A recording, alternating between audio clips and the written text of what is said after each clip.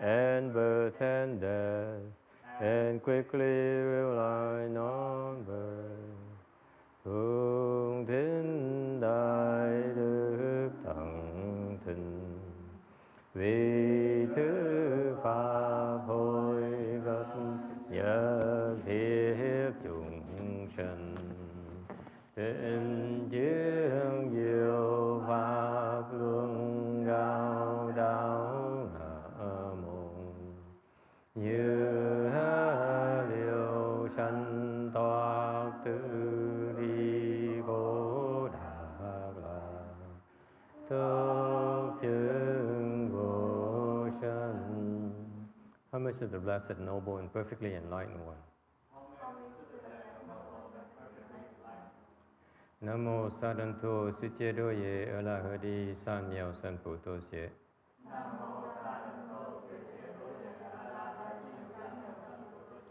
Nam mô Tạc Đắc Tha Tô Ya Đa Ya A La Ha Đế Tam Miệu Tam Bồ Đà Tọa.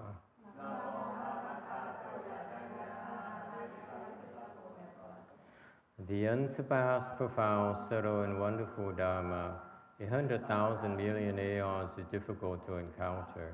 Now that I've come to receive and maintain it within my sight and hearing, I vow to fathom the thus come one's true and actual meaning. Wu Chang Sheng Sheng Wei Miao Fa Bai Jian Wan Jian Nan Zao Yu Wo Jian Jian Wen De Shou Shi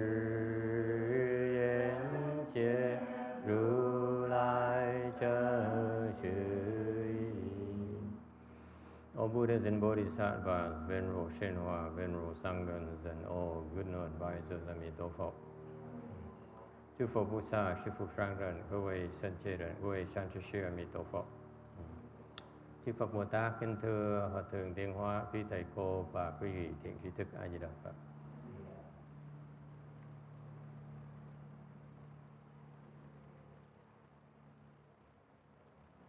And lower the volume a little bit.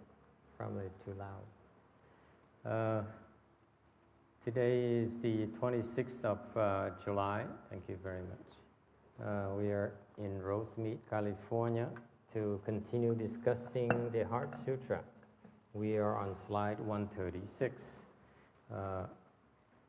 talking about the Four Noble Truths. Đang dạy về cái tứ diệu đế. You see, this is, by the way, welcome. This is your first sutra lecture. You're in for a shock.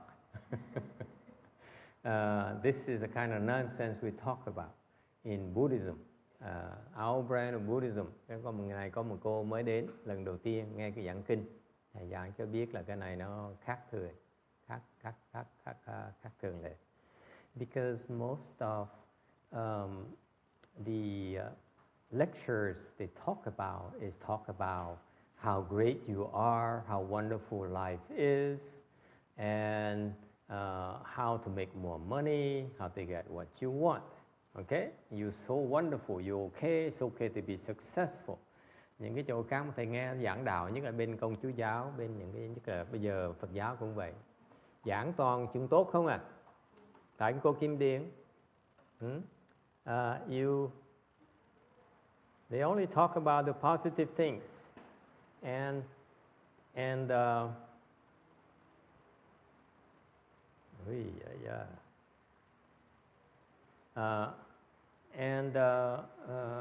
that is what is we classify as worldly dharmas.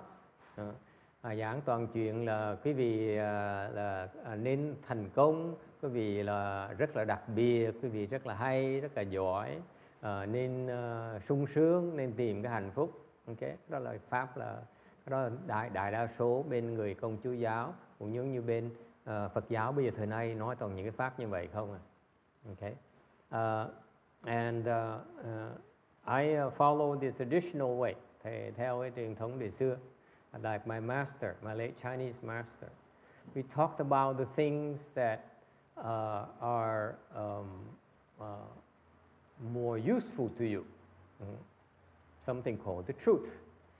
chúng tôi nói về những cái mà nó hơi khó nghe một tí, nhưng đều cái đó nó thuộc về cái loại sự thật. Okay. Và nó có hữu ích cho quý vị. Okay. Meaning that the kind of concepts we talked about are the things that that lined up more with the original Buddhist teaching. Ở đây những cái lời dạy, những cái giáo lý mà lúc trước Đức Phật đã dạy như vậy, các tổ sư đã dạy như vậy. And it is it's on the surface it appears like we're talking about the things that are rather unpleasant, like suffering. Suffering, isn't it enough? We suffer enough all week. Why do we have to talk about suffering again on the weekend? Nhưng mình nói những cái chuyện mà nó thực tế, mà nó sự thật của cuộc sống của chúng ta, rằng là cái khổ. Thì những cái người ta thường ta nghe ta nói ủa cả tuần tôi cực khổ rồi, cuối tuần tới nghe nó chuyện thầy nói chuyện cực khổ thêm làm cái gì? Chả có tôi không muốn nghe những chuyện đó, tôi muốn nghe chuyện tốt, muốn nghe chuyện thành công của tôi, muốn nghe chuyện tốt đẹp trong cuộc đời. And it turns out that if you understand about these concepts like suffering, ultimately it will free you from suffering instead of immersing yourself and hiding your head under the sand. Okay. Thì những cái này đó, trên thực tế đó nó có thể là nó hơi khó nghe một tí, nhưng mà thiệt ra cái này nó đem lại những cái hiểu biết của quý vị để mà giải quyết những cái khổ sở khó khăn trong cuộc đời của mình. Nếu như mà nói về cái chuyện sung sướng không, là nói cách khác là quý vị chỉ là không dám nhìn cái sự thật. Thì như vậy cái khổ nó còn tồn tại, nó không để giải quyết. If you only look at you are afraid to look at suffering, you're afraid to look at the truth. Okay, your pain, your suffering, your failure will not go away. Okay. Nếu như quý vị mà không dám nhìn tới sự thật, hay chỉ muốn nhìn những cái sung sướng, cái vui vẻ thôi, thì cái khổ sở, cái thực tế của cuộc đời quý vị, khổ sở của cuộc đời quý vị nó không bao giờ nó thay đổi, không bao giờ nó được liễu được, chấm dứt được.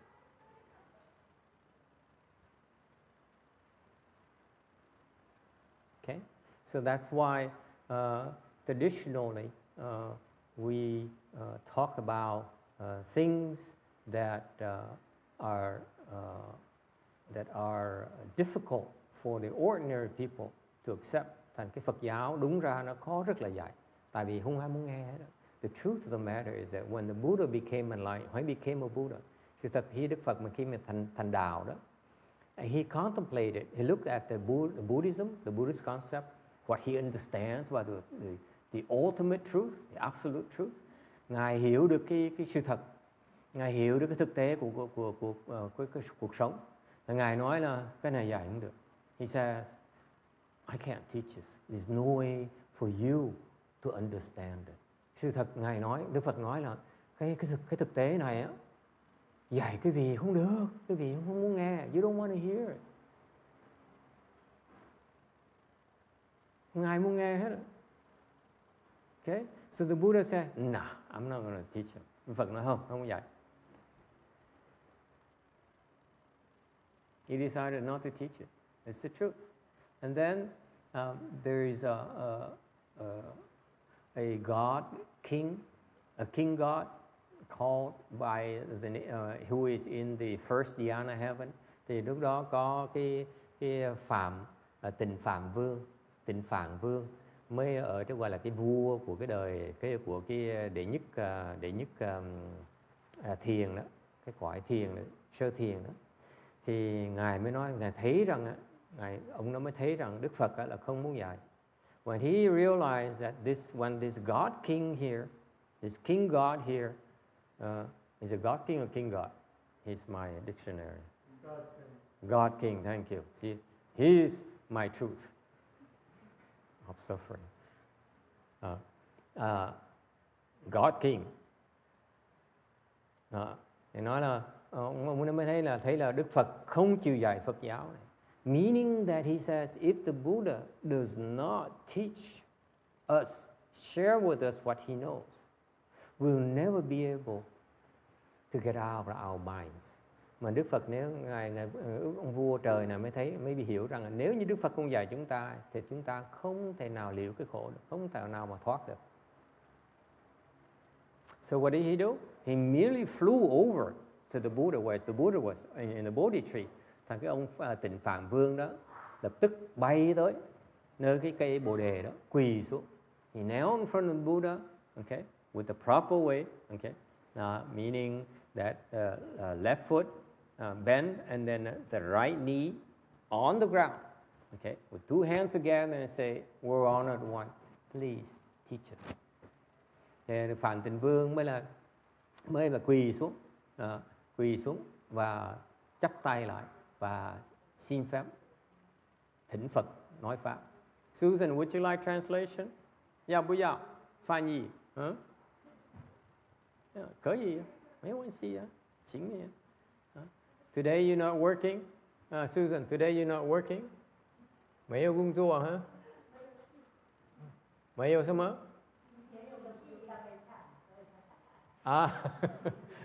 Today there's a repentance dharma in the morning. That's why she took the day off from work so that she can come. And so he knelt down and asked the Buddha and then called the Christian God to come. Hey, you come. So he knelt in front. The Christian God knelt behind. The two of them put their palms together. They were on their way. Please teach my children. Thì lúc đó Phạm Tịnh Vương mới gọi Đế Thích là vua cõi trời Thiên Chúa giáo đó. Hai người, Phạm Vương quỳ trước, Đế Thích quỳ sau và chắp tay lại và thỉnh Phật nói pháp để mà cứu độ cho con cháu của cái vua trời này. So what we have today is thanks to the request from these the God kings. I can't remember which one which. I'm getting old. Okay, these God kings, and so the Buddha, because these two God kings were very sincere. He said they had to do something for their children because, by the way, the first Dhyana Heaven King he truly believes that we are all his children. By the way, quý vị biết thực tế là như vậy này. Cái vị Phạm Tịnh Vương đó là trong cái thâm tâm của ngài đó, ngài tin rằng ngài là giống như cha của mình vậy đó. You know why? Does anyone know why? Có biết tại sao?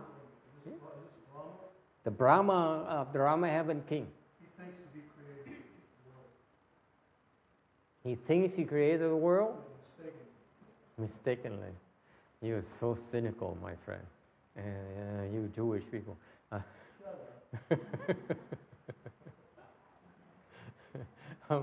Ông nói tại vì ông Tịnh Phạm Vương này cứ tưởng lầm là mình tạo ra cái vũ trụ này. Để nói người Do Thái lầm lẫn dễ sợ. Yes.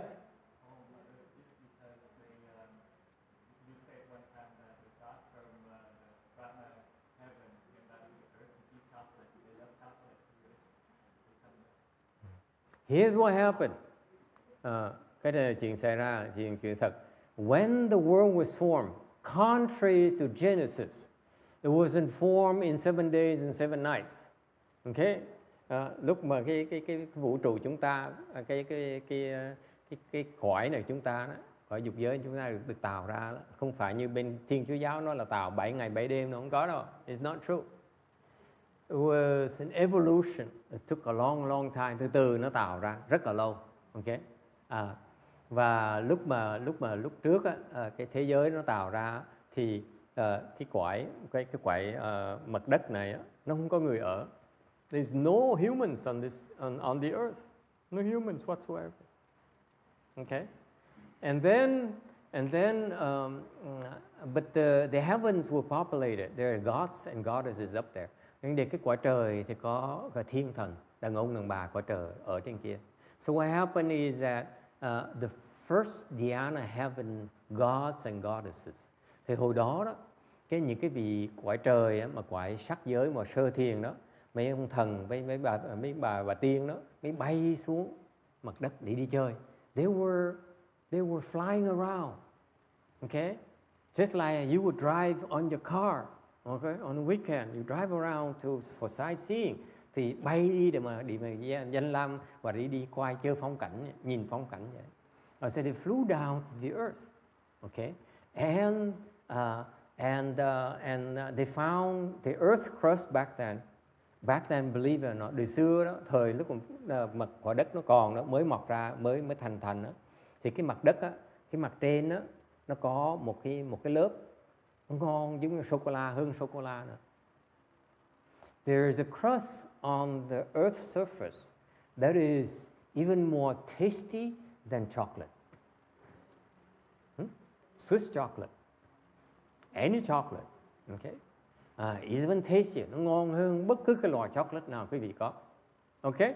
So these goddesses, these gods were fooling around, so they pick up that thing and they happen to lick it. They say, wow, it's sweet. Thì người ta lấy cái đất ra lên đó, cái lớp ra lên đó, liếm một cái thấy nó ngọt, nó bùi. And they ate it. They say, wow, this is so good. So they ate. Ăn xong ngon quá. So they flew back and called, hey mom, guess what I found today? They về gọi cho mẹ biết, nói cho cha biết, nói cho anh biết, cho em biết, nói cho bạn bè bồ bịch biết. So now they all flock to the earth. And guess what? They ate all of it. Thành họ rủ nhau xuống đi chơi, bạn bè đi chơi, ăn cái cuối cùng cái sô cô la nó hết luôn. To the point where they really ate up the whole crust. So that's why the crust at some point in time became endangered species. He's not laughing. This guy is so hard to make him crack a smile nowadays. Before I say, now, see, he's still like that. Yeah. Khổ vậy, sợ tôi nữa, càng ngày công phu nó càng cao, thì dạy nó càng khó. Much more samadhi power, much more work I need to put into it to make him move. Dạy á, các vị biết sao? Let me tell you a secret about lectures. My lecture is built upon making you move. Your mind move. Thầy giảng pháp là làm khiến cái tâm quý vị nó động.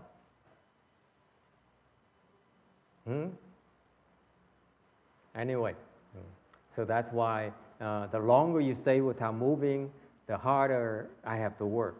Okay, I have to teach you things that will make you move, tell you things that will make you move. Thành đó một cái lời võ, you see, like giống như mình tập võ đó, mình đẩy qua đẩy lại đó. You see, it's like when you go into boxing, you jab and then jab, you move back and move forth. Never mind, you guys don't appreciate that humor.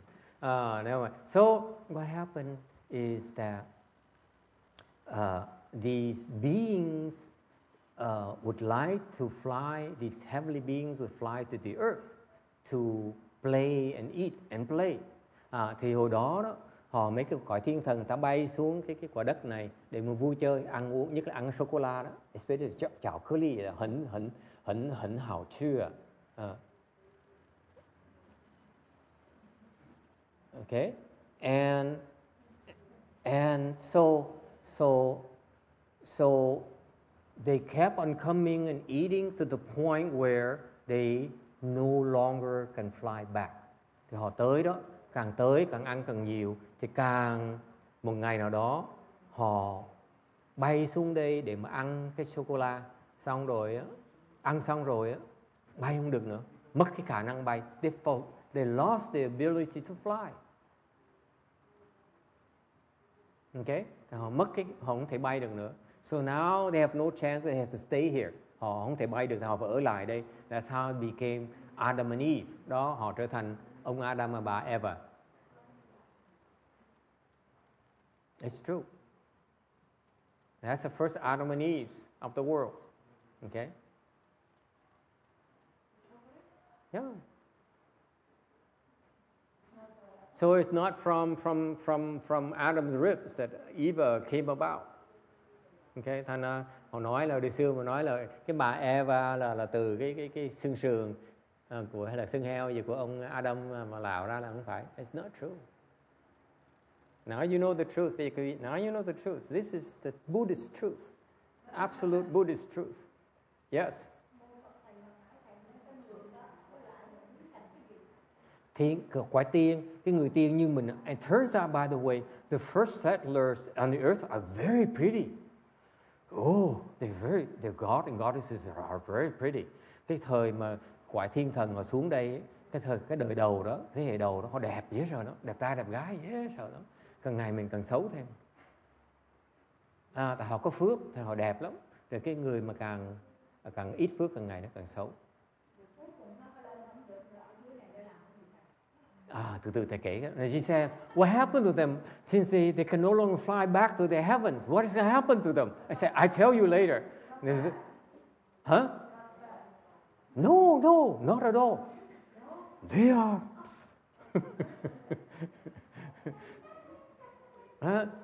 Yes. Second question.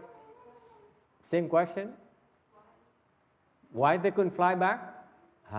The question.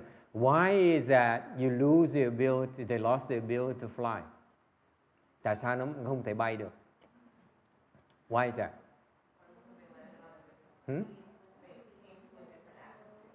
They came to the atmosphere. Almost. Yes, but why? I didn't tell you the whole story. Now you're hearing the rest of the story.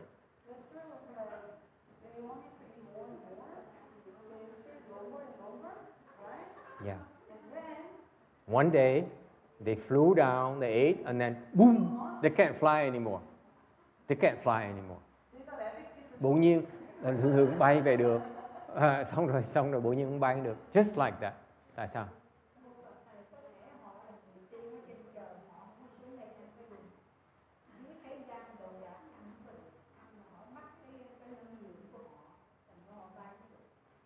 She said because they lost the ability. I give you a very simple analogy để cho mình một cái ví dụ rất là cụ thể. Yes, Kim Điền.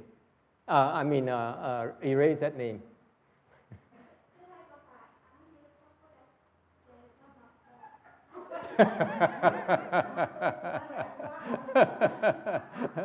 Did you get that? The Vietnamese say that because you eat so much chocolate, you gain weight. And then your wings are too small now. Oh, you guys are so bad. No, wrong.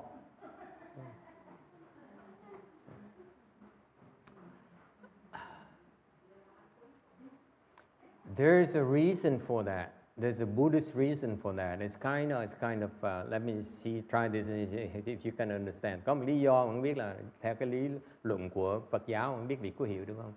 Cái này là tại vì cái vị khi mà chấp trước nó nặng quá nó không thể nào tách ra được. The simple reason, the simple principle is that when your attachment is so heavy, you cannot detach from it. You cannot separate yourself from it. They're so attached to the crust of the earth. Deep down, they want to eat so much that they cannot now. They're so attached here, they cannot lift off anymore. You will. Thì giống như họ ham mê cái sô cô la quá, nên họ muốn đi, họ rời không được nữa. Bộ như họ mất cái khả năng mà tách ra. Just like you love your wife so much, you can't bear to separate from her. Am I correct? We all know what we're talking about, right? Thành ra cái gì giống như mình thương chồng mình, nó độ mình mỗi lần mình rời chồng mình thấy nó khó chịu, nó đau khổ vậy, sao mình không thể nào bứt rứt mình bỏ không được. Tại nó như vậy, ý nghĩa nó như vậy đó, nó dễ sợ lắm. This is a nature in Buddhist, the Buddhists call attachment. Cái này gọi là cái chấp trước. Cái gì mình càng chấp trước càng nặng, chừng nào thì càng khó mà tách nó ra. The more you attach to your children, the harder it is for them to leave you to go to college. Cái vì giống như con cái mình á, mình thương nó, mình chấp trước nó quá, thì bữa nào nó lớn rồi, nó đi học đại học, nó không đi không được. Nó cứ ở bên cạnh mình hoài. They hang around you. They can't bear to leave you. Okay? Even if Harvard, Stanford, gives them a mission and full scholarships, no, I'd rather be close to you. There's more important things in life. Okay? So that's the nature of the attachment. Cái chấp trước nó nặng chừng nào, mình nó càng như nó, cái chấp trước là mình thích chừng nào, nó giống như nó cột mình lại. So the attachment, like if you like someone, it's like you shackle, you bound, you train that person. Từ đời xưa giống như nô lệ vậy đó. Quý vị mà thương người ta giống đời xưa nô lệ bị cột cái xiềng xích lại người ta vậy đó. Agree, disagree? Can you buy that? Quý vị có tin như vậy không? It turns out when I first read the story, heard of the story, I couldn't understand why is that they couldn't fly anymore, they couldn't lift up anymore. Trước lúc mà thầy nghe câu chuyện này, thầy không nhớ, rồi xong đọc câu chuyện lại một lần thứ nhì nữa, thì thầy vẫn hiểu. Đàn tu đó không hiểu tại sao ngồi thiền mà ủa tại sao người ta không bay được nữa, nó vô lý vậy sợ. And later when I started teaching, I see how attached you guys to each other. I said, that's why. Rồi sau này khi mà thầy bắt đầu dạy đó, thấy quý vị mà cứ gì đó, cứ bám víu nhau hoài, thầy mới hiểu cái tụi này tách nó không vui, tách cách nào tách tụi nó được. It's impossible to separate you unless we kill you. Yes. Yes, sir. It's more likely to be a physical reason that the composition of the body changed. No, not at all. It's the psychological. It's spiritual. It's emotional. It's more than physical. It's not physical at all because physically you don't change that much. It's just like you can get up, but you refuse to get up. You understand those moments when you know you're capable of getting up from bed, and yet you refuse to get up because you're too depressed. Sounds familiar? Oh, that one. Yeah. Yeah, Sunday morning. Saturday morning is a meditation class? Nah. It's good for you? Nah. Okay? So you're physically able, but somehow you cannot bear yourself to lift up. That's what happens to you. Thành ra cái con người mà nó hay dễ sợ lắm quý vị. Mặc dù cái khả mình làm được nha, mình đứng dậy mình đi được, nhưng đều mình không chịu đứng dậy, mình không chịu bay. Cái tâm mình muốn như nó không chịu. Mình biết rõ ràng mình nên đi đó, mình nên bay đó, nhưng đều mình làm không được. Từ cái tâm mình đó, your mind stops yourself. You stop yourself. Because of your heavy attachment. We're talking about very, very heavy attachment. Đây là những cái chấp trước mà càng nặng chừng nào thì càng khó mà dứt bỏ, lìa bỏ. Yes.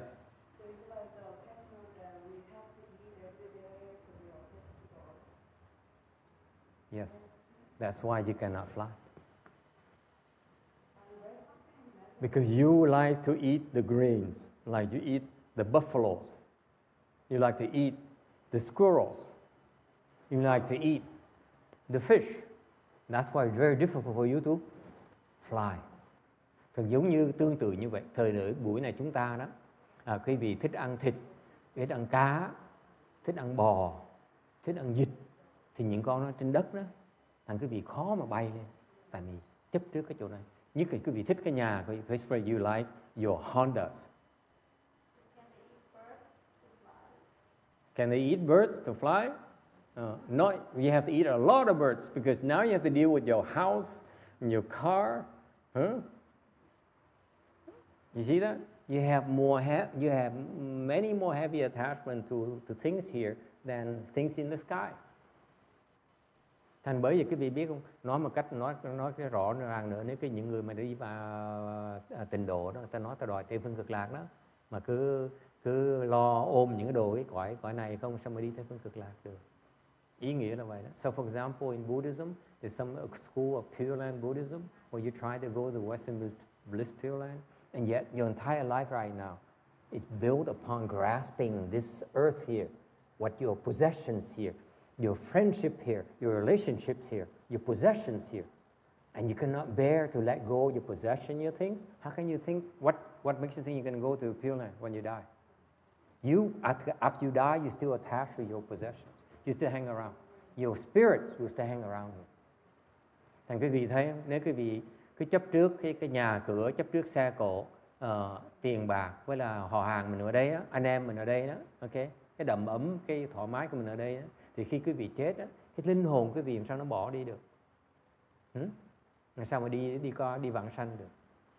Không ai dạy quý vị đâu hết. No one ever teaches these Buddhists about this. They said, it's okay, it's so easy. Yes. So it's not about actual physical way. It's the mentality. You cannot let go. Tại vì cái tâm quý vị nó bỏ không được. Không cách nào mà bỏ được hết. Does it ring a bell? I want you, this is an important part of the lecture today because it may take you more time, maybe many more years before you understand why. That sometimes the attachments are the worst enemies you have. And từ từ quý vị, trong tương lai quý vị sẽ thấy là cái chấp trước là cái mà nó tệ hại không thể tưởng được.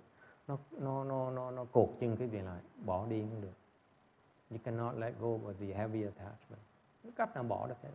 Thương con là chết ngắt với con. Xuống ngày ôm nữa thôi. Nó lớn 40 tuổi mình vẫn phải ôm nó như thường. Không cách nào bỏ nó được hết. And this is why the parents, even most parents, after the children grow up, they still are very attached to their children. They can't let go, right? Sounds familiar? Yeah. Can't let go. You can talk all you want, but ultimately, when something bad happens to them, it hurts so much inside, doesn't it? I know. I have so many children. Okay? Quý vị hiểu không? Thành ra cái này từ từ quý vị sẽ thấy, nhìn lại cuộc đời quý vị sẽ quay. Cái tình thương mình với những người thân yêu của mình, con cái mình, vợ chồng mình đó, khó mà bỏ lắm. Tại vì nó ray đứt ở trong này, không cách nào mình rời nó được. Thành bởi vì cứ quấn quýt nhau hoài, kiếp này quấn quýt với nhau, kiếp sau trời tới kiếm nhau quấn quýt tiếp. That's why lifetime after lifetime, you find each other and renew the relationship, all those feelings that inside your heart. Thành đời kiếp mình cứ tìm nhau hoài. You know that? We find each other lifetime after lifetime. Cứ kiếm nhau hoài, cứ lùng nhau, rượt nhau. Yes? Now the question is that what did they do to survive once they settle here? Because they have no professions. Thì hồi xưa, cái hỏi là hồi xưa khi mà họ định cư lại đây đó, thì làm sao họ sinh sống được? Right? Tại đâu có biết trồng trọt. They didn't know how to cultivate, to plant. They didn't know how to farm. Hồi đó đâu có biết trồng trọt, đâu có biết săn bắn đâu. There's no weapons. Okay? They don't know what to do. Okay? The gods in the Hammer, they don't use weapons. Họ không có cái vũ khí. Làm sao mà sinh sống bây giờ? It turns out that during those time, cái thời đó, okay, after the Earth's crust is gone, okay, sau khi cái sô cô la đó trên mặt đất nó hết rồi đó, okay, because it's so delicious, it's so nutritious, you do not. That's all the nutrition you need to survive. Hồi đó nồi ăn sô cô la không là quý vị đủ để mà dinh dưỡng để mà sống rồi, không cần làm gì hết, chỉ uống nước ăn sô cô la thôi. Hồi đó nước nó ngọt như là sữa vậy. Back then, even the water is as sweet as milk, much sweeter and much more nutritious than milk. Cái nước hồi đó nó còn dinh dưỡng hơn là sữa ngày hôm nay, mà ngon sữa ngày hôm nay mình uống. Sữa dê, sữa bò thầy không cần biết, bất cứ là sữa nào quý vị kiếm là đều thua nước hồi xưa. Okay, any kind of milk, you know, even those things from Costco, nowhere near the water. It's how nutritious it was. And then after the earth's crust is gone, thì sau khi mà họ ở lại, sau mà họ ăn mấy cái sô cô la nó hết rồi á, thì gì xảy ra? All of a sudden, grain sprout up. Hồi đó bỗng nhiên cây nó mọc lên. Without any farming whatsoever. không cần trồng trọt tự nhiên cây nó mọc lên. And those grains, all they have to do, they have to do no farming. They get the harvest the grain and then cook it, and that's how they survive. Hồi đó họ chỉ cần ăn mấy cái gì đó, mấy cái hạt đó nó mọc lên đó là đủ sống rồi, không cần làm gì hết. Okay? And then because of that thì multiply đó. Hồi đó họ sinh đẻ rất là nhiều, tại vì không cần làm việc gì hết. Okay? So now eventually now the grains gets less and less, and then they force themselves, now they become forced to learn to farm. Lúc đó họ mới bắt đầu, những cây nó bắt đầu nó bớt mọc lại đó. Thì bắt đầu họ phải cần học để mà trồng trọt. Và họ quan sát được cái cách tại cây nó mọc ra sao. They observe all these time of how these grains appear and how they mature and so on. Okay? And somehow they figure out how to farm. Yes.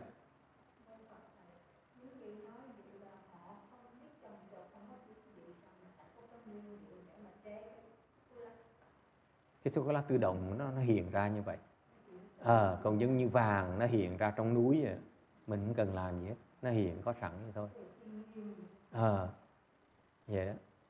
Không giống như là mấy thầy mấy cô này không làm, như có người tới cúng, không cần làm gì hết, cũng như nó hiện ra. Đúng vậy. So she says, how come these grains appear from nowhere? I said, well, it's because the nature of your blessings. When you have the blessings, you won't starve. You cannot starve. Khi quý vị có phước á, quý vị không chết đói được, không thể chết rét được. You cannot die from cold. Okay? That's why it's called blessing. Bởi vì gọi là cái phước. Cái phước là những cái mà quý vị có để nó cung phụng cho quý vị. Cái gì mình cần thiết là cái phước sẽ đắp cho mình. Okay? So naturally the crust is from the blessings from these heavenly beings. Thôi bởi quý vị thấy cái phước hàng ngày nó cần vơi. So that also illustrates the point where your blessings will lessen if you use it up. Remember, these beings, they use the blessing to go play. Notice that. Quý vị thấy những cái vị thiên thần này từ cõi sơ thiện, họ dùng cái phước của họ để đi chơi. Tại phước nó vơi. Thì vơi đến độ phải tới gặp ăn cái sô-cô-la để càng ngày nó càng vơi thêm. So now, because they're exhausting their blessings, they encounter this chocolate, they eat, and they will precipitate the loss of the blessing. Ăn càng nhiều thì phước nó càng vơi chừng đấy. Đến độ nó không thể bay được nữa. Now the blessings run out to the point where they cannot fly back. So what they must do, must continue to use more of the blessings. Một khi phước nó vơi rồi, nó được đà rồi mà quý vị thấy nó kẹt lại đây thì phải làm gì? Là phải xài phước tiếp mà sống sót. Chứ khi mình hết phước mình mới bắt đầu phải làm việc. Dễ sợ. So they have so many blessings that they can live without having to work, to the point where when the blessings run low, then now they have to plant and farm. Does it make sense? That's the nature of blessing. Đó chứng minh quý vị thấy là cái phước báo nó quan trọng như vậy. Okay? That's how it happened. Từ từ rồi họ mới trồng trọt, xong rồi mới nghĩ là cái phước bắt đầu nó nặng hơn. Then the blessings also run out more, so now they have to hunt. Bắt đầu phải săn bắn, bắt đầu tạo thêm nghiệp nữa. When you hunt, your blessings run out even more quickly. Quý vị phải săn bắn là cái phước quý vị nó còn vơi, nó còn lẹ hơn nữa. Yeah. Chẳng như mình đi làm giàu, for example, you make a fortune. Are you creating blessing or using a blessing? Những cái người đi làm giàu đó, những cái gì đang làm tạo phước hay là dùng phước? Using up your blessing. Okay?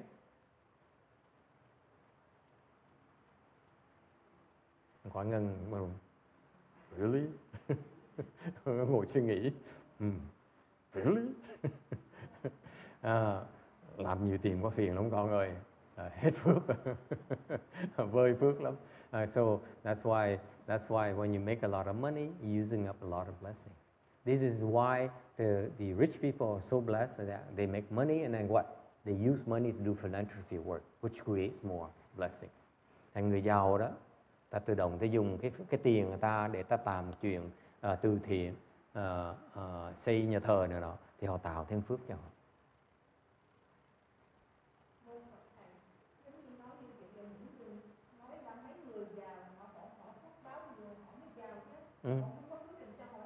Đúng rồi.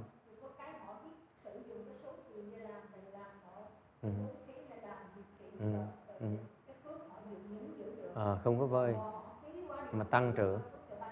Họ khôn thì nó tăng trưởng, mà nếu như họ mà không khéo léo thì phước nó vơi, là họ sẽ đọa. Nhớ cái quả thiên thần từ sơ thiện nó đọa từ ngày nó càng khổ. Nó rõ ràng như vậy, tại họ không chịu tạo phước, họ chỉ xài phước thôi.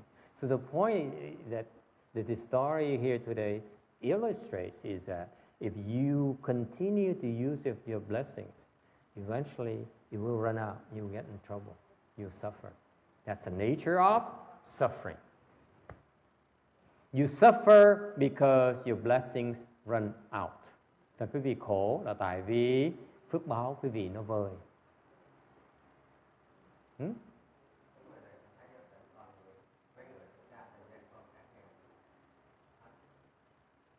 Yeah. So, for example, the Westerners or the now modern day people, they have this concept of leaving money to their children. Okay, and like maybe I know some family is very rich, and the kids will ruin the family fortune very quickly. It happens because instead of leaving money for them, we should leave blessings for them. This is what modern day people don't understand. Thành cái người mà thời đại này ta không hiểu cái chuyện đó, ta nghĩ cái tiền thôi, ta nhìn cái tiền thôi, là cái tiền đó là cái nợ. Thành ra cho cái gia tài bằng cái phước báo nó quý hơn là cho tiền. Okay? Any questions? Alright. So anyway, going back to trả lời được xong chưa? Bớt thắc mắc chưa? Ta sinh sống. This is what happens. So naturally, the people now over time, as future generations came to this to the world, the future generations become less blessed. That's why they have to work harder. Thành ra cái tương lai, cái hệ thống sau này mình càng ngày mình cực khổ nhiều, tại vì mình càng ngày cái phước báo mình càng ít. Okay, and that's the nature of blessing. Cái đó of suffering. Bởi vậy vì phước báo ít, thành quý vị phải chịu khổ. Okay, like it or not. So that's what the Buddha said. The Buddha says, since these two king gods, God kings, JK, okay. God kings made a request. The Buddha explained. What did he explain? Suffering, the Four Noble Truths. Thành ra khi mà những hai cái vị mà vua trời này quỳ xuống thỉnh Phật nói pháp, thì Phật nói gì? Thật giảng về cái tư diệu đế.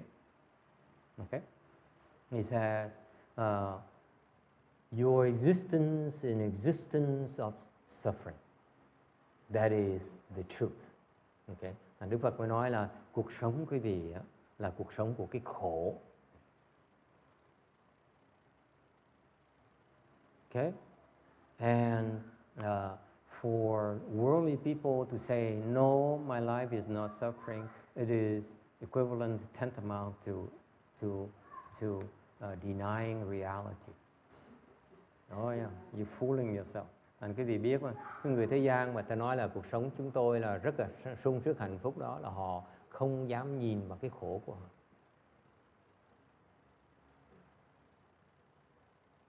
Họ chỉ muốn nhìn cái sướng thôi, because it hurts too much to look at your suffering and your difficulties and your trouble. Tại sao vậy? Mình nhìn cái khổ của mình nhìn cái phiền não của mình nhìn cái khó khăn của mình, thì cái đó nó làm mình khổ sở lắm, cái tâm mình nó khó chịu dễ sợ. Cái đó là chứng minh cho quý vị biết quý vị khổ mà quý vị không dám nhìn cái khổ. And that's the proof right there. You're suffering. That's why you refuse. You're afraid to look at your own suffering. If you really have no suffering, you would not be afraid to look at your own suffering. Nếu quý vị mà không có khổ đó, thì quý vị không sợ đâu, không sợ khổ đâu. Not afraid at all. Okay? Questions? Ai thắc mắc gì không?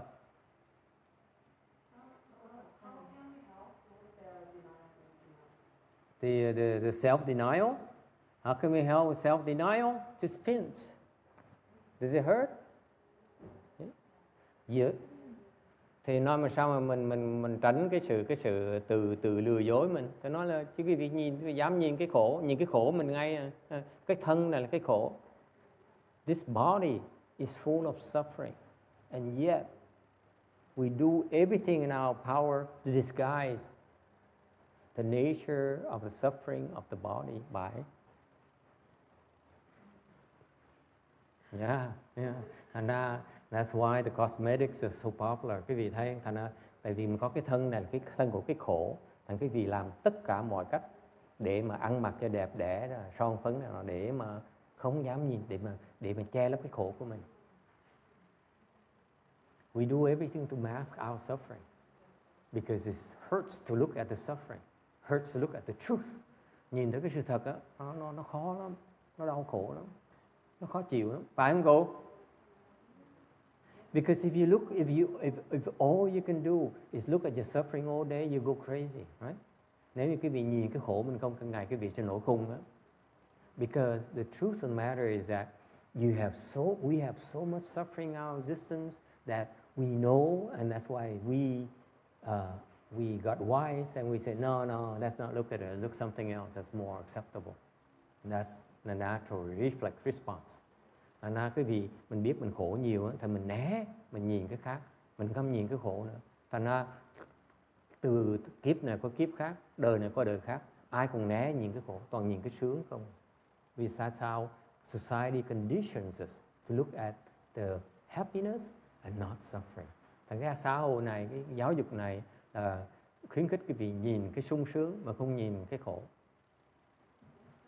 Thành ra quý vị ngồi mà nghe giảng kinh, for example, you listen to the Dharma lecture, okay? What happens to you? The legs hurt.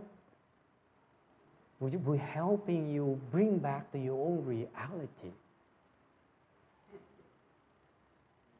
Quý vị thấy không? Ngồi nghe giảng kinh thì cái chân nó khó chịu, người nó khó chịu, thì cái đó là cái khổ rồi. You see, look at her. She can't even stand up. Tội ông bà đứng không được. You see, that is suffering. What else is there?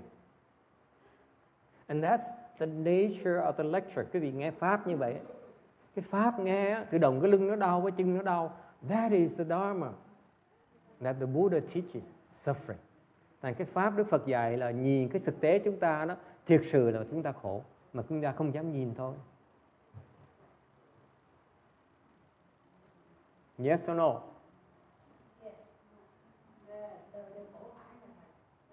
Đời là khổ. Yes. So I have a friend, she's very nice, and every time I see her, I can see she's so stressed. Yes. Because her energy is very hyper all the time. Right. So I when I don't want to say you're stressed, or I say, how do you feel? And I talk, and then finally I wanted to into this meditation. Uh-huh. But she's like, I'm not really stressed. Yeah. Then I can't really help her anyway.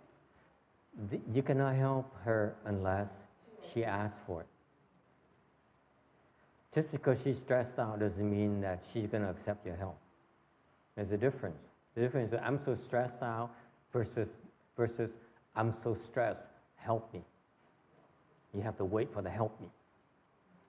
You help prematurely.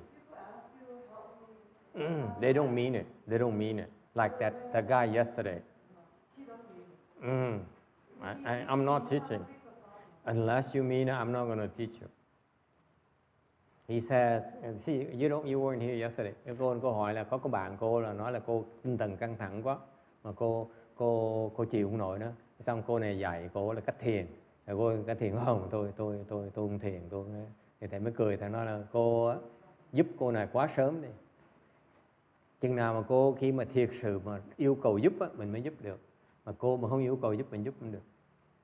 Người ta phải thành tâm mình mới giúp được. Người ta muốn, thực sự muốn mình mới giúp được. Người ta không muốn mình đừng có phí thì giờ. If they don't want it, don't waste your time. Especially your husband, your children. You think, oh, I learned such wonderful things today. And you go home and say, hey, honey, would you like to know what I learned today? He said, no. But I want to tell you anyway. This is how you behave. Cái gì mỗi lần mà tới nghe chùa, nghe giảng thích thú lắm. Về nói, này anh ơi, em bữa nay em tới chùa học cái này hay lắm, anh muốn nghe không? Không, tao bận rộn, qua tivi vui hơn. Mà em muốn nói anh nghe anyway. Nói rồi là nhất định đè ở đầu người ta, nhồi sọ người ta. Mình phải đợi con ơi, con đừng có ép người ta. You cannot oppress people. You cannot force upon people. You have to wait. Nó phải đợi cho nó thôi. Mà nó chưa sẵn sàng, mình ép nó cũng vô ích thôi. If they're not ready, you cannot force upon them. There's nothing we can do. I look at you and say, I'm not sure I want to talk to you about suffering. That's what the Buddha says. No. You don't want to hear about suffering. Cái vị nghe không? Đức Phật cũng vậy. Đức Phật nói là thầy Như Lai muốn dạy cho con sự thật về cái khổ của con. Cái điều nó dạy lắm, chứ con đâu có muốn nghe, nó dạy lắm. Chỉ vì hai ông vua cái yêu cầu Đức Phật nói đi, thay đại diện để mà nói chúng ta, Phật mới nói, còn không có người thỉnh, Phật không nói đâu. That's what happened to the Buddha. He says, you guys are so such bad shape, such dire straits, but you don't want to hear. Why should I tell you? You're not willing to listen. It's not until those two God kings requested. That's why I said, okay, since you really want to save them, I will try. Okay? Because somebody requested. Có người đi, cái pháp nói là phải có người thỉnh mình mới nói được. So therein lies the principle. Do not explain the Dharma unless it's requested. Remember that.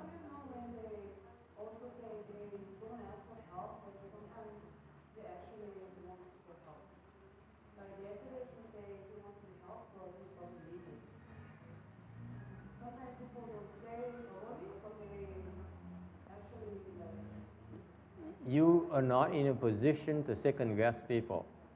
Okay? You don't know, then you don't do anything. You only act upon what you know. You don't want to second guess people. Okay? Cô hỏi sao mình biết người ta muốn mình giúp mà ta hỏi không được, ta nói cái đó là không phải chuyện của cô. Cô chỉ hành động, làm những gì theo cái hiểu biết của mình thôi. Và cô sao dạo này ốm vậy? Ốm. Có ốm không? Cũng thường hả? Okay, I think she lost about 1 or 2 pounds.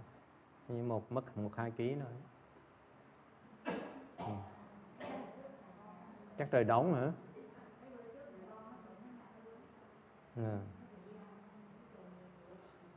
Trùng ruột.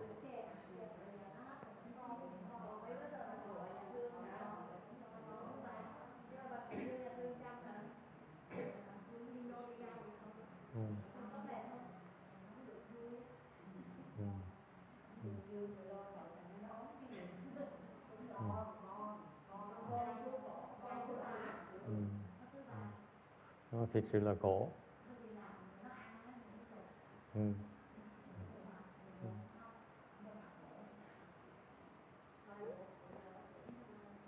So the rule of thumb is do not try to explain or help people unless they really mean it, unless they ask for help. Cái gì phải nhớ là mình biết, không có nghĩa là phải giúp người ta được. Mình biết người ta sai, especially when you know they're wrong. Okay, you still have to wait. You still have to wait. Okay, you know your husband is so wrong. You know your boyfriend is so wrong. It's nothing you can do. You have to wait. Mình phải đợi thôi. Mình biết là rõ ràng ta đang hại họ, mình chịu thôi, mình nói được. Đức Phật, take the example of the Buddha. He knows that you are hurting yourself, you are exhausting your blessings. There's nothing he can do. Nói không nghe, nói làm cái gì? Nhưng bà con Ngân nói em bà mắng lại, phải không con Ngân? Just like Wu 3 years ago, she came home, she told her sisters, I said, you should come to the temple. There's a great monk in roast meat.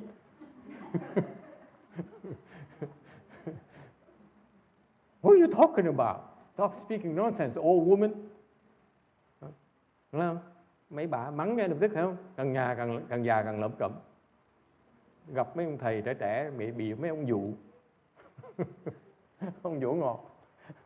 So not only did her sisters told her 3 years ago, what a nonsense you're talking about. You're getting too old. Now the young monks are speaking soft words and sweet words to you. You believe everything.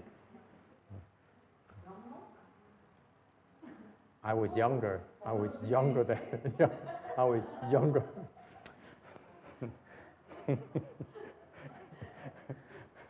Đồ quỷ này. Đồ quỷ.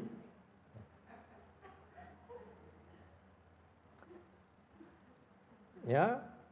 Okay. You know what Vietnamese đồ quỷ means?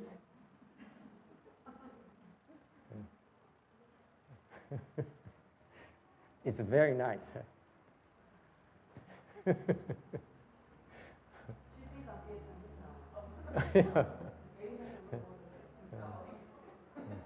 We're not that lucky. Okay. So the point here is that don't you cannot help. The truth of the matter is that when you speak Dharma, when you explain things to people, you want to make sure they really want to hear.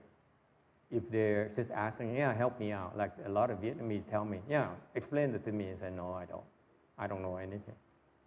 What they mean is that the Vietnamese, you have to understand this, by the way, Shana, you have Vietnamese students, is that, Master, please teach me. It means that show me something I can laugh at you. Yeah. That's why, no, I don't know anything. And they say, really? And so what happened is that you want to make sure they're sincere before you speak Dharma. Trust me, I've been too experienced. I'm way too experienced for this. Nên thành thầy gặp mấy cái bà mấy cô nó thầy nói pháp có quen. Đúng rồi. Tuần sau vậy. Đừng có dạy nói pháp con ơi, đừng có dạy. Đừng có nói pháp. Chừng nào ta thành tâm, ta quỳ xuống ta lạy rồi mình nói pháp. Okay? Back then, by the way, before the Buddha spoke the Dharma to these two God kings, they knelt down and put like this before the Buddha spoke. Quý vị nhớ như vậy, nhớ cái hình ảnh này là hai ông vua trời đó nghe. Trời không phải trời không mà còn vua trời nữa, quỳ xuống trước mặt Phật chắp tay lại, Phật mới nói. Dễ sợ như vậy đó. Nó khó như vậy đó, nghe pháp khó như vậy đó nghe, chứ không phải dễ đâu. Remember how difficult it was for us to get all these teaching, because these God kings have to work so hard. They have to kneel down as a God. You know, God kings do not kneel to people. Quý vị biết không? Cái cõi trời, ông vua trời không có quỳ ai hết, nghe biết không? Mà dám quỳ trước mặt Phật để mà thỉnh. Nó khó như vậy đó. That's how difficult the Buddha was. Okay? Is it clear? So don't be eager to speak the Dharma. Just shut up. You wait until they really are ready and really want to change. Cái vị chỉ đợi khi nào mà họ cực khổ đến tuyệt cùng rồi á, và họ muốn thay đổi thì mình mới giúp được. Còn mà nói sớm hơn á, nó sẽ bác bỏ cái lời mình nói. If you speak too soon, they will disregard it. They will argue with you. The man yesterday, he argued with me. I said, okay, I back off. See? Because when you're really ready, you have to understand this, folks. Quý vị phải hiểu chuyện như vậy nè. Đó là cái tế nhị của cái nói pháp. This is the subtleties of speaking the Dharma. We in Mahayana speak the Dharma in order to help you. Bên Phật Pháp Đại Thừa chúng ta đó, khi các thầy các cô học nói pháp đó, là để mà giúp quý vị. It's not about trying to get money out of you. It's not about trying to make gains for ourselves. Các thầy các cô nói pháp không phải cái mục tiêu để làm tiền hoặc là xây cái chùa lớn hơn. Mục tiêu nói pháp này để giúp quý vị đắc giải thoát. We speak Dharma in order for you to help you end your suffering. I don't know about the other schools of Buddhism. Where I came from, my master spoke the Dharma. Every single time he opened his mouth, is to help me end my suffering. 20 years, I finally realized that. 20 năm trời thầy mới hiểu được cái chuyện đó. Ngài tiến hóa này một lần mà tất cả những pháp Ngài giảng đó nó đều để liễu cái khổ của mình. It's all designed to help us end your suffering. Yes. So why did you spend a lot of time to listen to it and then give him explanation at the end if he's not ready? I'm sorry. Repeat that. So when you already know that he's not ready to listen, Mm-hmm. and then why you spend time to listen to it and give him the explanation that he didn't get? I still don't get the second part. You know he's not ready. So what are you doing? Why what? You were explaining to him yesterday two things. Yes. If he's not ready to listen, why you still explain? He's not ready to learn how to deal with his problem. He's not ready to learn from me. That's why I back off. We agreed that he should do something about it.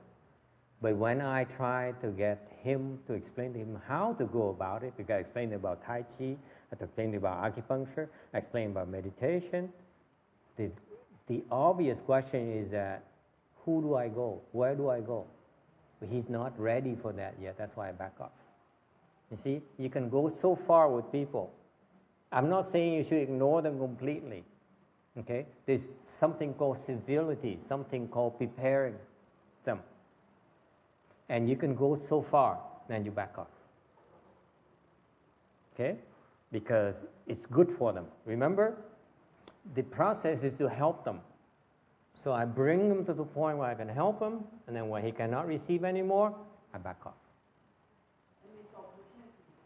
It's up to him. He needs more time. He needs more time. He needs more blessings. He's not ready to learn how to fix his problems yet.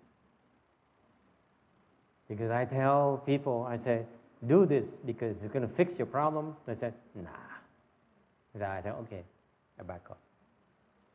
My job is to tell you there's a way to fix it, and you say, no, I don't want to do it. I say, fine. It's not my problem. You cannot blame me anymore. I'm done. You understand? I have my conscience free and clear. Not like you, I should have said more. I should have helped him. No, I help everyone. But then when I realize I'm a lot faster than you, when I realize you're not able to receive anymore, you are not interested, you're not ready to understand how, what to do next, I back off.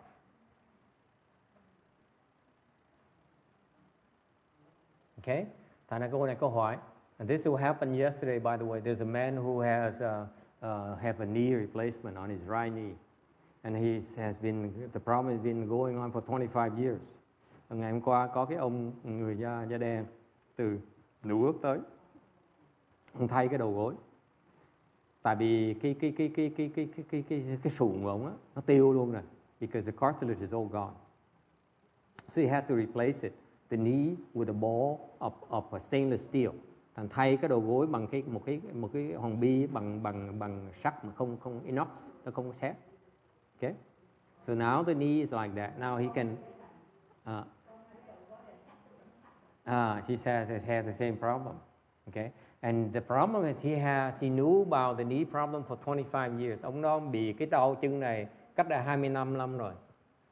Thành ra 5 năm trước ông phải thay cái đầu gối tay phải. So 5 years ago he had to replace his knee, right knee. Now he's preparing to replace his left knee. Bây giờ cái chân trái đó phải sắp thay tới nơi rồi. Thì ông tới ông hỏi có cách nào không? Thì nó có chứ. Có phương pháp để mà không cần thay nó. Okay? Ông chỉ đủ phước để nhận được chân đó thôi.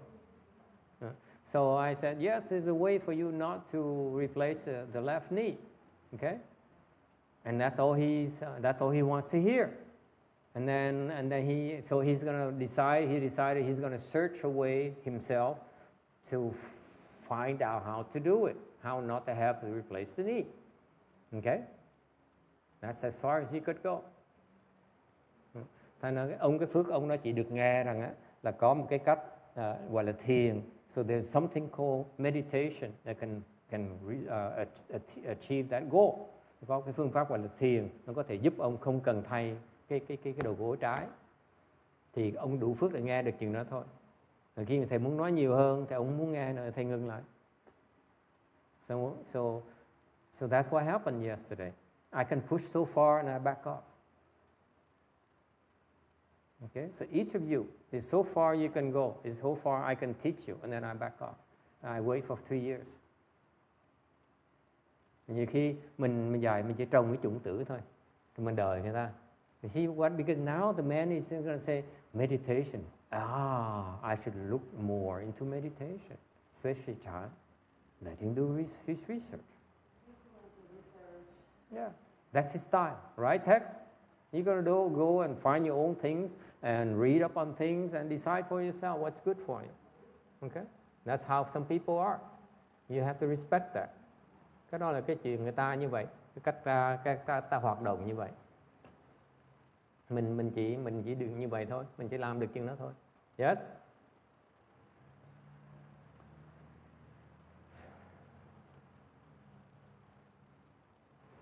Any other question? Ai thắc mắc gì khác không? So the Buddha, going back to this story, and by the way, you know, if he learned Chan in about a year or two, he'll be fine. Because he works very hard. Unlike you, he's hungry. He wants to save his knee. Okay, he's determined, but he doesn't have the blessings to learn how to do it. He doesn't have the blessings. It manifests in the form, I'm not willing to teach him. I don't feel like teaching him. Because he has the blessings to motivate me to teach him. You understand? Because I feel I'm wasting my time teaching him.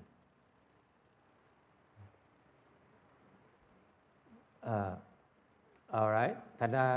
So the Buddha, when he spoke the Dharma, he spoke about the truth of suffering. He says the human existence is an existence full of suffering. Cái Đức Phật nói là cuộc sống của con người chúng ta đó là cuộc sống của cái khổ. Okay? Có khổ não. And there is the suffering within suffering, có những loại khổ. Going back to slide 136, cái khổ trong cái khổ, khổ trung khổ, khổ trung khổ. The suffering within suffering. This is example of the you are suffering already and it gets worse for you. It doesn't get any better. For example, you are poor. Okay, you don't have money, you cannot afford to eat. Now you're sick, you need medicine you cannot pay for, and, on top of being hungry. Okay, that's called suffering within suffering. Khổ là cái vị đã khổ rồi, cực kỳ khổ rồi, nó còn khổ thêm nữa. Chẳng hạn như mình đã nghèo khó rồi, không có đủ tiền ăn uống, ăn mặc, sinh sống, rồi bỗng nhiên đã như vậy rồi, không có việc làm, xong rồi bị bệnh nữa, liệt giường nữa, không đi đâu được, không có thuốc uống, là khổ. So this is the suffering of the people who are in dire straits already, and it gets worse for them. Okay, that's a kind of suffering. This is very, very difficult to endure. Cái khổ nó khó chịu dễ sợ. Okay, mình hết sức, mình gọi là mình cứ bị càng ngày nó càng tệ thêm mà. Okay, you sinking. Okay. And there's something else called the suffering of decay. Cái khổ thứ nhì là cái khổ người có của cải. Và khi nó bị mất cái của cải, hao mòn của cải, cái khổ nó khổ dễ sợ lắm. And there's also the suffering of decay, meaning that you are well off, but you lose it. And that suffering is incredible. In fact, the suffering of decay is slightly worse than the suffering of within suffering. Thực ra cái khổ mà hoại khổ này nó còn tệ hại hơn lấy cái khổ nữa. Biết cái đó không? Because when you have so much, you don't know what suffering is like. A little bit of suffering is unbearable to you. Tại vì khi quý vị có đầy đủ rồi mà không biết khổ là cái gì thì một tí xíu khổ thôi quý vị chịu không nổi. Okay? Khi mình khổ rồi, nó khổ thêm mình quen cái khổ, cơ thể mình quen cái tâm tình mình quen chịu đựng cái khổ quen, mình còn chịu đựng được, mình chịu đựng thêm được. Okay? Còn cái người mà sung sướng không bao giờ biết cái khổ gì chịu đựng không nổi. So when you poor, you condition to you expect to suffer. Okay? But so when it gets worse, it's still manageable. But when you have a lot, you don't know what suffering is. Then when you suffer, it's just totally unbearable.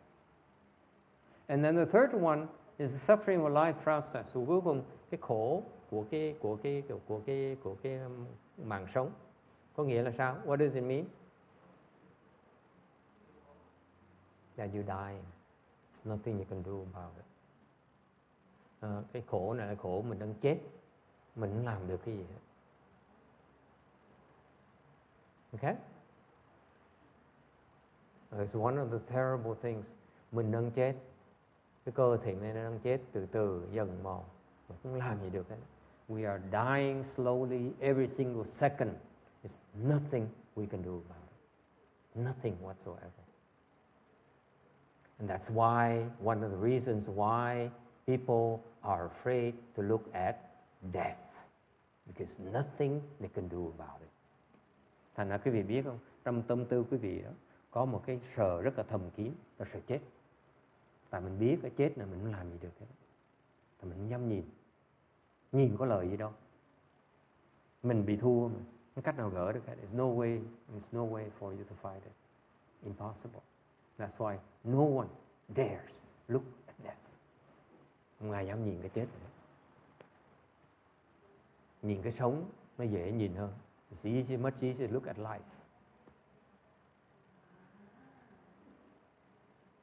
That's why we prefer to look at life and success.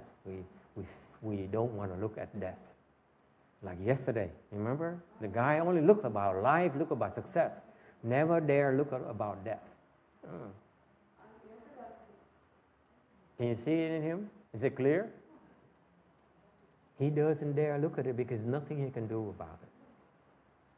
Not because he doesn't know. It's just nothing he can do about it. That's his logic. Ngày hôm qua cái ông đó là ông giỏi lắm, người 62 tuổi mà rất là thông minh, rất là thành công. Tới chùa thăm, tại cái chân đó, ông bị chân đó. Thì nói chuyện với ông thông minh vậy sao? Ông nói là tôi công nhận là tôi làm cuộc đời tôi thành thế bây giờ cái thân tôi nó bại hoại rồi. Okay? He admitted that he spent his life building a career, having a successful career. Okay? And at the expense of his body. He admitted it. He said, yes, that's why my knees are bad. That's why my elbow is, I'm going to need a replacement elbow. Ông nói là cái cùi chỏ, cái tay này, cái đầu gối, cái khuỷu tay này cũng phải thay luôn nữa. Cuối cùng phải thay luôn nữa. Khiếp như vậy. Bắt đầu đau rồi. Cái chân trái là phải thay. Mà ông nói cái này bữa nào phải thay luôn nữa này. Cái sụn nó tiêu rồi. Dễ sợ không cụ? 80 tuổi chưa vấn đề hết, mà ông mới 62 tuổi là đủ thứ vấn đề. 80 years old, she can walk without a cane, okay, and she can bow. Ông già đó đâu có lại được. We cannot teach him how to bow anymore. Too much. Làm sao mà lại bây giờ nữa? Cái đầu gối nó tiêu rồi, làm sao mà lại được nữa?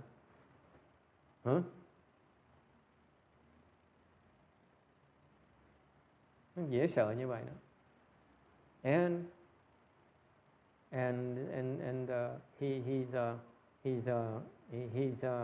he knows how to be successful. He's afraid to look at death. Ông thành công, ông có thành công trong công ăn việc làm của ông, để ông sợ, ông dám nhìn cái chết. Khi nói chuyện chết, ông dám nói. When we talk about death, he brushed immediately. Remember?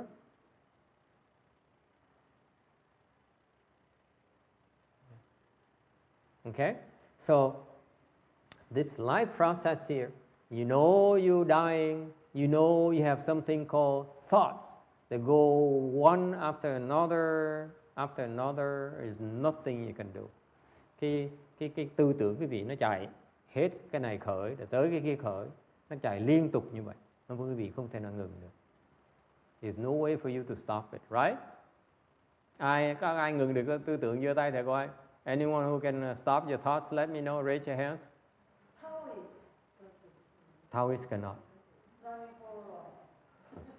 Taoists cannot, not even for a while. They cannot. They have no way of stopping it. No, they extend the life by another process, not stopping thoughts. They cannot stop thoughts. Taoists don't have the technology. Only the Buddhists would have. The Taoists are very far from it. Cái cô này cô nói là đạo giáo họ có thể ngừng được tư tưởng, nó không có là tụi đạo giáo không cách nào nó ngừng tư tưởng được. Không cách nào được. Thành ra cái Phật giáo mình mới có cái kỹ thuật mà duy nhất mà có thể ngừng tư tưởng bên Phật giáo mới có, không có tôn giáo nào có, không có chỗ nào có hết. Only the Buddhists would know how to stop thoughts. Phật giáo mới có thôi, không ai có được hết, không ai hiểu được hết. Okay? And we have so many successful people who can stop the thoughts. Đệ tử Ngài Thanh Hoa biết bao nhiêu có thể ngừng được tư tưởng. Okay?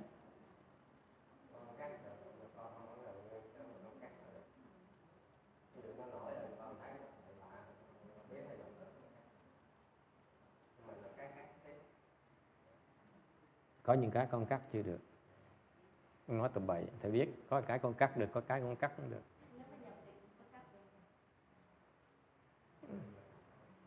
Không cắt luôn, mà khiếp như vậy. The life process here, even you enter samadhi, you cannot stop it. These thoughts, you cannot stop it. Những cái tư tưởng một cái vị sanh đó, mặc dù cái tuổi định của đạo giáo, định của thiền nào đó, nó không ngừng nó được. Nhỏ hỏi giỏi. Con nói tầm bậy, có những cái mà con chặn không được. Không phải vì đấy, có những loài mà con chặn không được, thầy biết mà. Thì những cái mặt con biết cái loại bệnh con là gì rồi. Okay? So, the life process is the reason you're dying is because, I just said it, you cannot stop your thoughts. If you can stop your thoughts, you will not die. Nói cách khác, cho quý vị nghe cho rõ này. Cái lý do quý vị đang chết á, dần dà là tại vì quý vị không thể ngừng lại những cái tư tưởng của quý vị. Không cách nào ngừng nó được hết đó. Thành quý vị không thể nào ngừng được cái tử thần. Nó đang tới từ từ, phải không cô? Ngày thêm một tí, tới gần thêm một tí. Mình chịu thôi. Tại sao? Mình ngồi ra cái tư tưởng nó chạy hoài à. You cannot stop your thought, that's why. Ok? Thầy muốn mà sống 100 năm á, là phải ngừng tư tưởng lại. Muốn sống 1000 năm phải ngừng tư tưởng lại. Dễ sợ như vậy. Có phương pháp đàng hoàng nha. If you want to live longer, you have to stop your thoughts. Yes.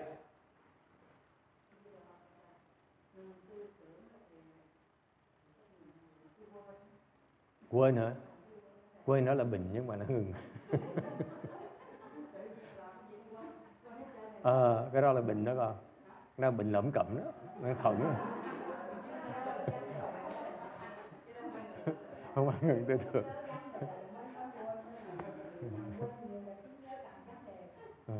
She says, I know I cannot stop my thoughts, but I forget. I say it's called Alzheimer's.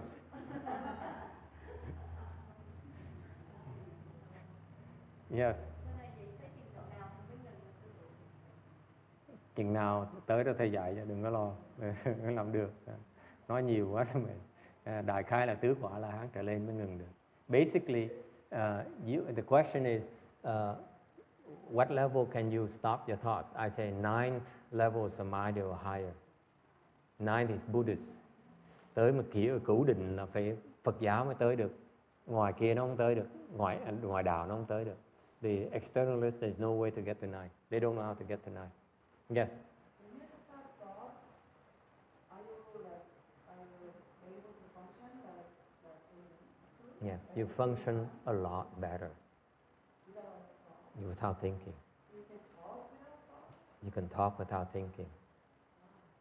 Thì cô này câu hỏi khi quý vị ngừng tư tưởng lại đó, quý vị có thể làm việc được không? Ok? Chẳng hạn như quý vị có thể ăn được không? Because right now when Shana eats, I say, let's eat. Ok, chẳng hạn như cô này có ăn, cô này ăn thịt gà. Huh? Let's go for a burger. And that's when you drive and you go burger. When you don't have thought, you just hop in your car and you go to Burger King. Excuse me. Tức cười lắm. Khi mà không suy nghĩ là mình làm việc như thường, mình không còn suy nghĩ nữa. You can live and yet you don't have to think. This is what you people don't understand. There's no need to think. I have another question. Yeah, it's true. It's amazing. You don't believe me? I don't blame you. It's no need to think. Huh? Because you can eat without thinking, remember? You can eat and think about, about the East Coast, about Iran, and you're eating, right? You don't need, okay? You don't need to pay attention. Same thing, similar process. You can eat without thinking. Ăn đâu cần suy nghĩ đâu, thấy không? Especially sleeping, you don't need to think. Huh? You think when you sleep aloud. You dream. You dream, that's different. Science is found. That's true, yes, true. Yes? So, my question is, Yes. if you're 900 or higher, can you eat meat and then not get affected with outgrowth? Ask the Dalai Lama. I don't know Dalai Lama personally, so I can. Ask the Thai monks. They eat talk to mistress here. My Vietnamese princess. Cô này có hỏi, mấy tụi quỷ nó hỏi, càng ngày nó càng khó trả lời. The more you ask, the more you allow me to ask, it's more difficult to answer these questions. Hỏi là cho mấy cái người A-la-hán, mấy người mà trở lên đó, họ ăn thịt, họ có ảnh hưởng cái tư tưởng họ không? Thầy nói thầy đâu biết được. Và hỏi mấy ông như ông thầy Thái Lan này, hỏi mấy ông sư đó, Đức Giáo Hoàng John Paul đệ nhị, hỏi nhưng sao thầy biết được? How will I know? Okay, you have to ask these people.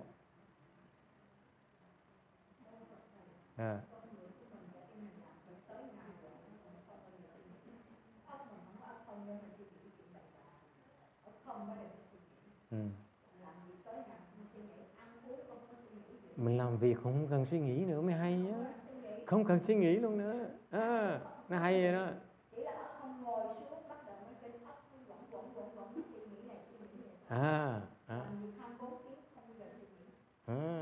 She says, keep busy, you don't have to think. Yeah. But she's retired, that's why she like to dream about the days when she can work without thinking. Goro. Yes. So, it's related, the first part of the lecture is if you can eat without attachment, like it's nothing, right? Yeah. And then you supposed to have no outgrowth while you're eating. Right. So maybe Buddha or Bodhisattva can eat meat. They can eat meat. They can eat meat without any problems. But we don't eat meat because we are not there yet, so we are... That's right. It's easier for you to get there by not eating meat for now. Once you get there, you can eat whatever you like. Okay. Serious. They go nói. See, these business people are just so difficult to deal with them. No, let me translate first. I'm stuck here. Why is it not working anymore?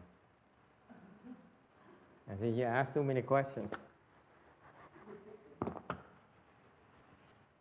Maybe I need a new battery. Câu hỏi đó là Bồ Tát Phật thì ăn thịt thì sao? Thì nói Bồ Tát Phật ăn thịt được chứ. Họ ăn thịt họ đâu có bị ảnh hưởng gì đâu. Tại sao vậy?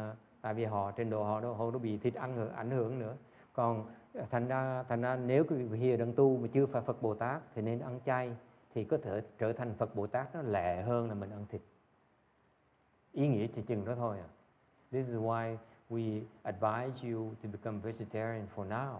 Once you become enlightened, you eat whatever you want. No one's gonna stop you. You can do whatever you want. Muốn làm gì làm, không ai làm phiền mình hết đó. Whatever you want. Isn't that nice?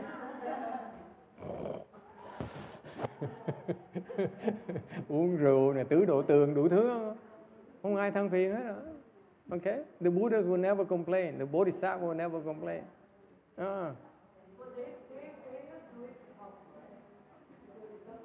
Not always. Not always. Okay? There's many reasons. But the point here is that it's a process of cultivation which makes it easier. For example, you don't need to sit in full lotus. Like yesterday, I told that guy, I told you, he doesn't need to be sitting in the full lotus. He just needs to go through the training to get in the full lotus. He'll get there. Ngày hôm qua cái ông mà cái chân nó bị lỏng đó, phải thay đó, thì thầy nói là ông đâu có cần phải ngồi kiết già đâu, ông ngồi đâu có được đâu. Thì cái phương pháp đó,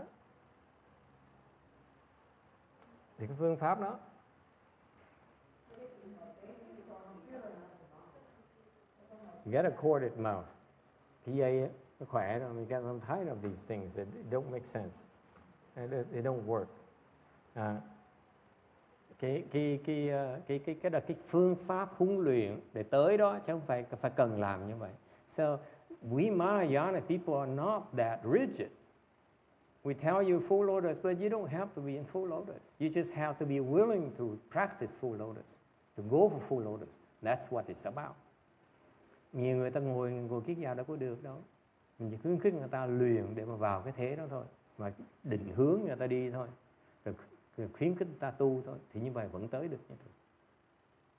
There are many arhats who cannot sit in full lotus. Có nhiều người A-la-hán cửu định đâu có ngồi kiết già được đâu. They cannot sit in full lotus. They cannot.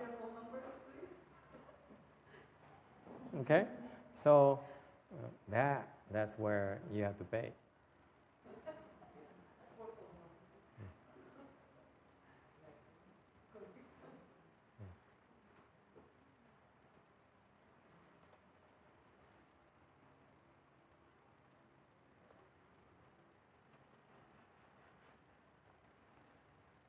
It's still not functioning. Huh?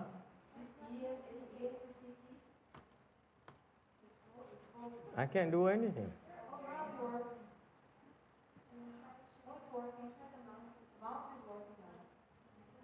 Now it's working again.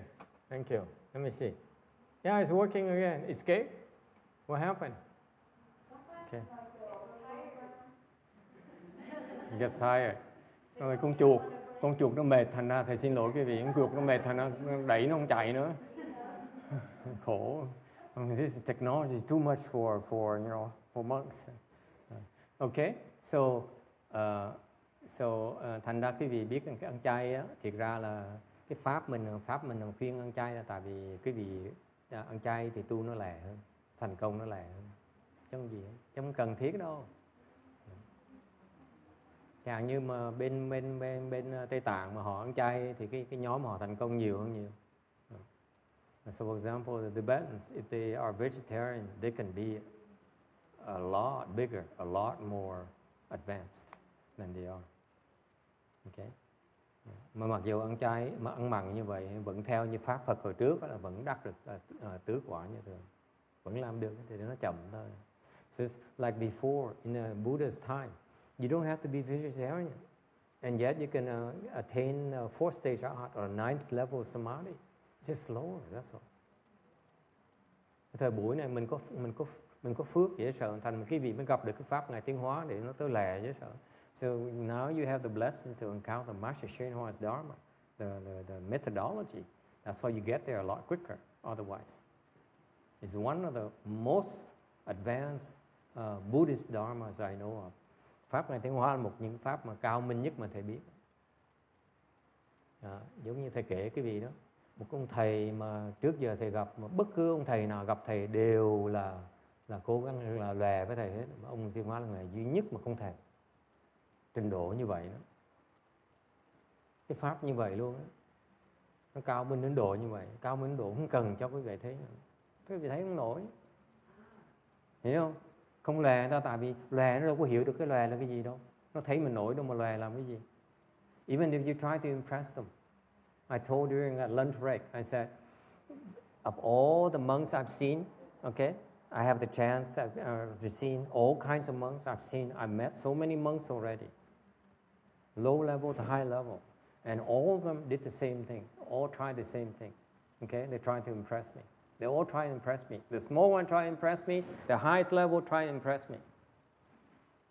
Mấy đứa trẻ thì nó làm le với thầy để làm khoe, là khoe hoặc là xin xỏ.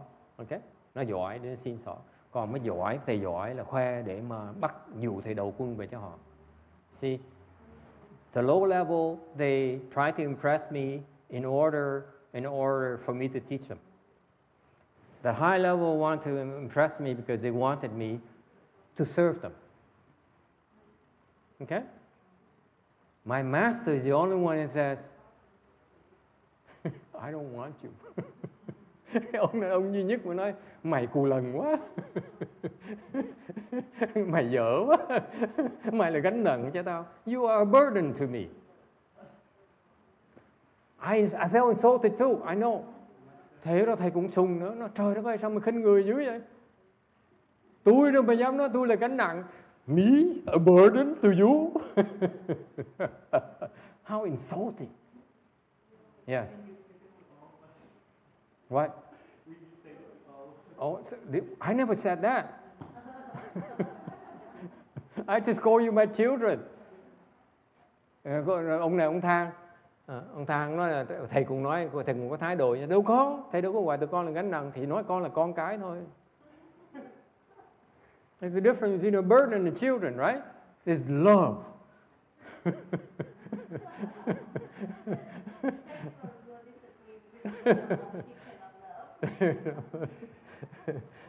I remember there's I used to go to acupuncturist. Hồi đó thì có cái ông kia, ông thầy châm cứu giỏi lắm.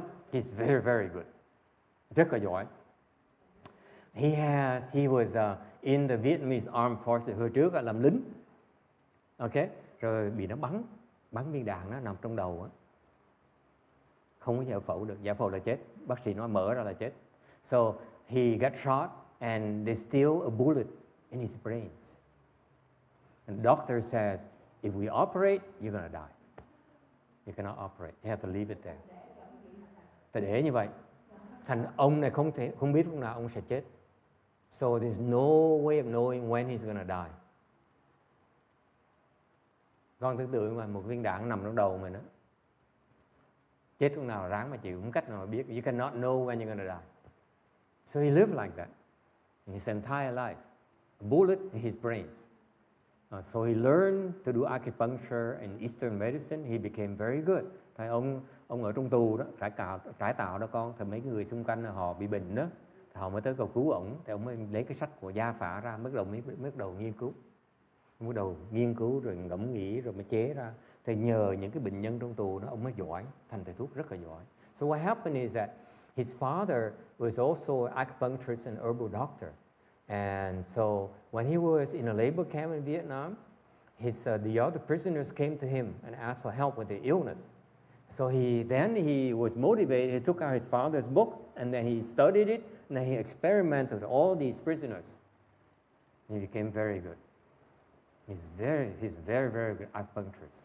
Okay, so I used to come to him. Lúc trước thầy tới thăm ông, ông cứ nói thầy là đại sư, thầy rất là thầy thích dễ sợ, thầy tới thăm ông hoài. He used to worship me, so I love to hang around him. But I remember ngày kia tới mời tới ăn tối, came to his house for dinner, and so he's eating, his family eating. I said, no, go ahead, eat. It doesn't bother me. Hồi đó tinh tấn lắm. Họ ăn tối trước mặt thầy thì tỉnh bơ, nó cứ ăn đi. So he's there with his wife and his younger daughter, 17-year-old. high school student. Có đứa con gái, cô con gái 17 tuổi với cái cô vợ, với bà vợ với ổng. His wife is 20 years, 30 years younger than he was. Vợ trẻ hơn 20-30 năm luôn. So he is there and he's talking to me, ngồi nói chuyện thao thao bất tuyệt. And he explained to me how great he was. Ông kể, ông giỏi dễ sợ lắm. And I look over to his wife and his daughter. Nhìn qua cái bà vợ ông với đứa con gái đó. Okay? Thì nhìn hai người nghe mà mê mẩn tâm thần. So I know what it's like to have children. So when the wife and his daughter and the daughter was listening in rapture, like really worship him. That's when I said, wow, it must be nice to have children. Now have children is overrated. Giờ có con có cái rồi thì mình nói nè, còn cái không xứng đáng gì. Okay, so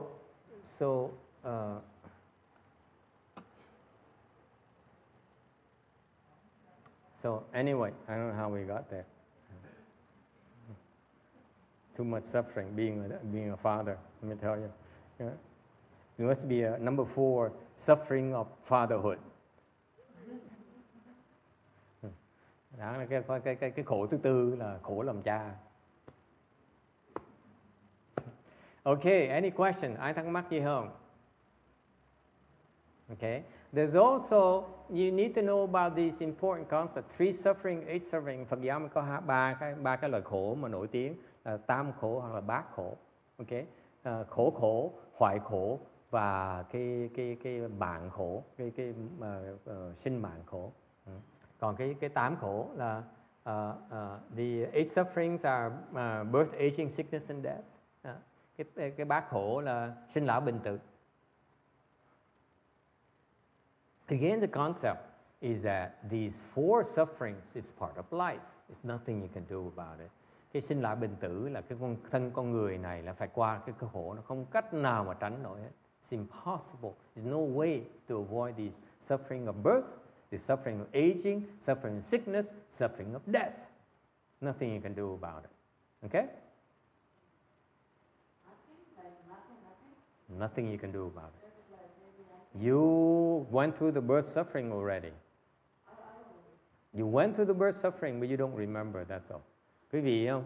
Ai cũng vào sanh cái sinh khổ rồi. Thầy nói hoài mà quý vị không biết đó, quý vị quên rồi đó.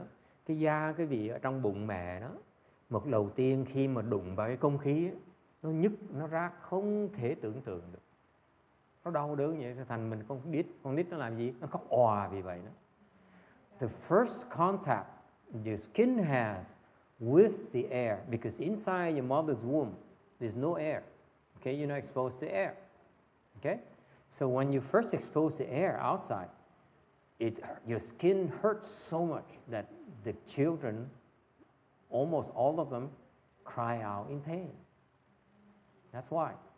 And you don't remember that. That's all. Vì quên rồi, right? I don't remember.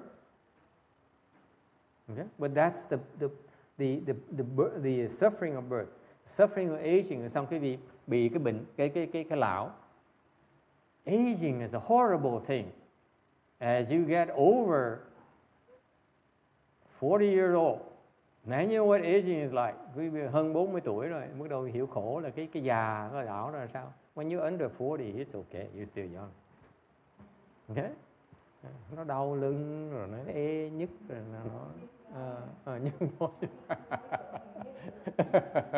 She said, oh, it hurts here and there, and then yeah, and then it's the legs that hurt, and then it's the back that aches, and phải không bà cụ? And then the aging is not the body. Cái khổ, cái lão không phải là cái khổ, là không phải cái thân mình, mà cái khổ cái lão mình ít ai nói tới, mà những người già mới biết thôi là cái gì bà cụ. Than không được, mấy đứa nó khinh mình, nó khinh mình dễ sợ, nó nói mình là cái gánh nặng, nó coi mình là gánh nặng, thành mình phải la lối sùm. Lúc đó mình già thấy mấy bà già la lối gì, thích la lối vậy. Tao không muốn như vậy, tao muốn lẫy rồi. Mấy nhỏ nó biết hết.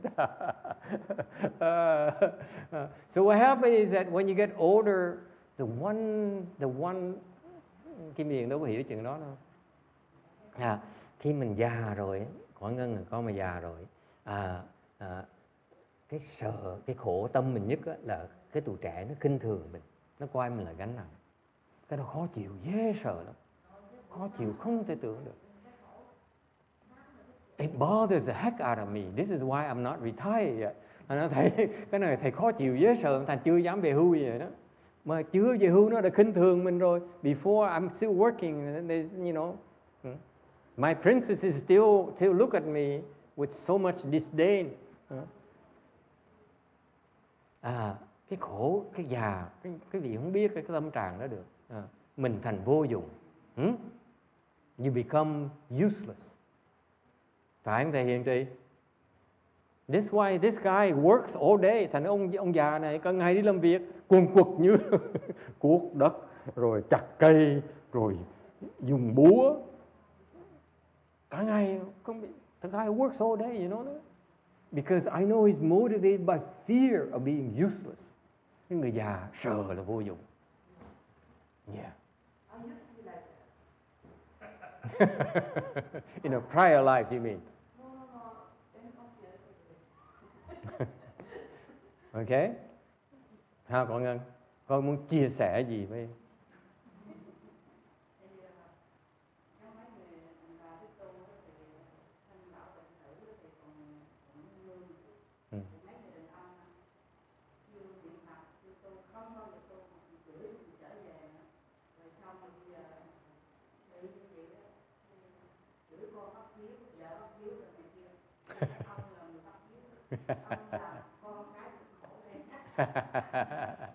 And she says, even as a woman, she feels even worse for a woman to be old.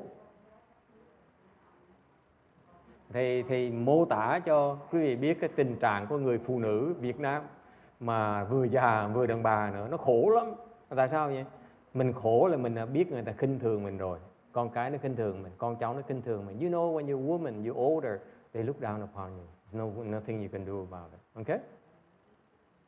Especially women. Okay?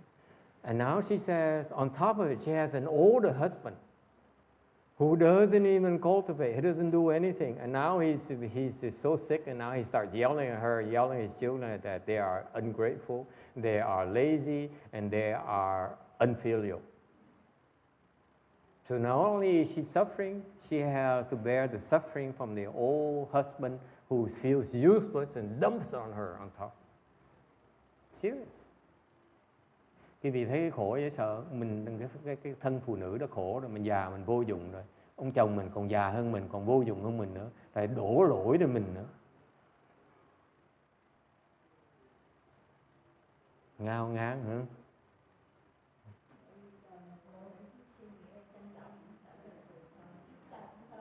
Okay, the sickness. The sickness, có Ngân bây giờ nó chán đời, nó ngủ gục. Now Goyin feel like killing herself. Khóc bù lu bù loa. Khổ vậy sao? Okay. Tội nghiệp quá. Ai vuốt đầu bạn được? Sao con? Sao? Tu bớt khổ. Tu bớt khổ. So, and then there's a suffering of sickness. Sẽ có cái bệnh. Cái bệnh. Yeah. The sickness is the precursor to death. Cái bệnh là mình sắp chết.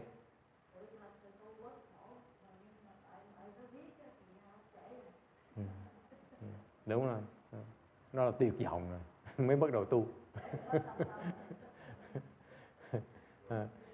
Thành cái bệnh đó, cái bệnh là mình sợ cái bệnh, khổ sở là vì mình biết cái bệnh này sẽ đưa tới cái chết. Ok, bệnh này nó báo trước mình biết là mình sắp chết. Tại tiên nó chết vô mình nằm mình ngủ mình chết mình nói gì. Đằng này nó bắt mình bệnh nằm liệt giường 3 năm 5 năm trời, ha? Hành hạ con cái con cháu, ha? Thì bởi vậy hay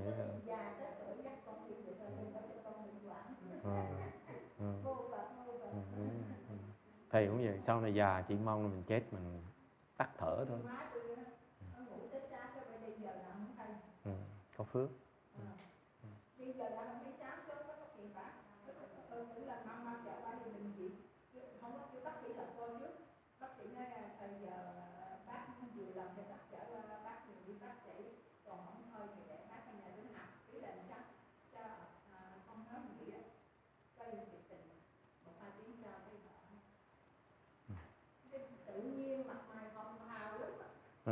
Thầy kể cho quý vị nghe cái chuyện hơi tức cười một tí nè.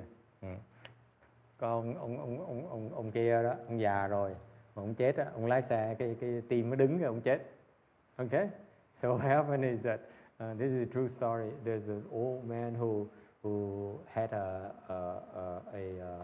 the aorta busting, his heart busting. That's why he died instantaneously while driving. Okay, and so he died there, no pain whatsoever, không đau không khổ gì hết á, okay, không đau đớn gì hết á, chết ngay lập tức. And so because he died while driving, so the car rammed into a pillar, thành cái xe nó hút vào cái tường. So what happened? His wife survived, but then she was injured. And this is what happens to, I know the suffering of these women. Bà vợ thì bị thương, mà cái thương mà vẫn chưa lành dễ thương, dễ sợ, nó khổ như vậy đó. Cái thân phụ nữ nó khổ dễ sợ. You don't know how tough it is, you know, for Asian women to, you know, you don't have that problem. The Asian women, the culture is such that they really have to undergo a lot of suffering that my young princesses don't have to go through anymore. The prior generations, they really have it rough. Your mother, and her mother, it's not fair, really, seriously speaking. That's the nature of the suffering. Okay? Đời xưa mấy cái đời trước của bên cái văn hóa mấy người Á Châu mình á, Á Đông mình á, khổ lắm, ông bà khổ dễ sợ. And the fifth kind of suffering is being apart from your loved ones. Cái thứ năm là ái biệt ly khổ.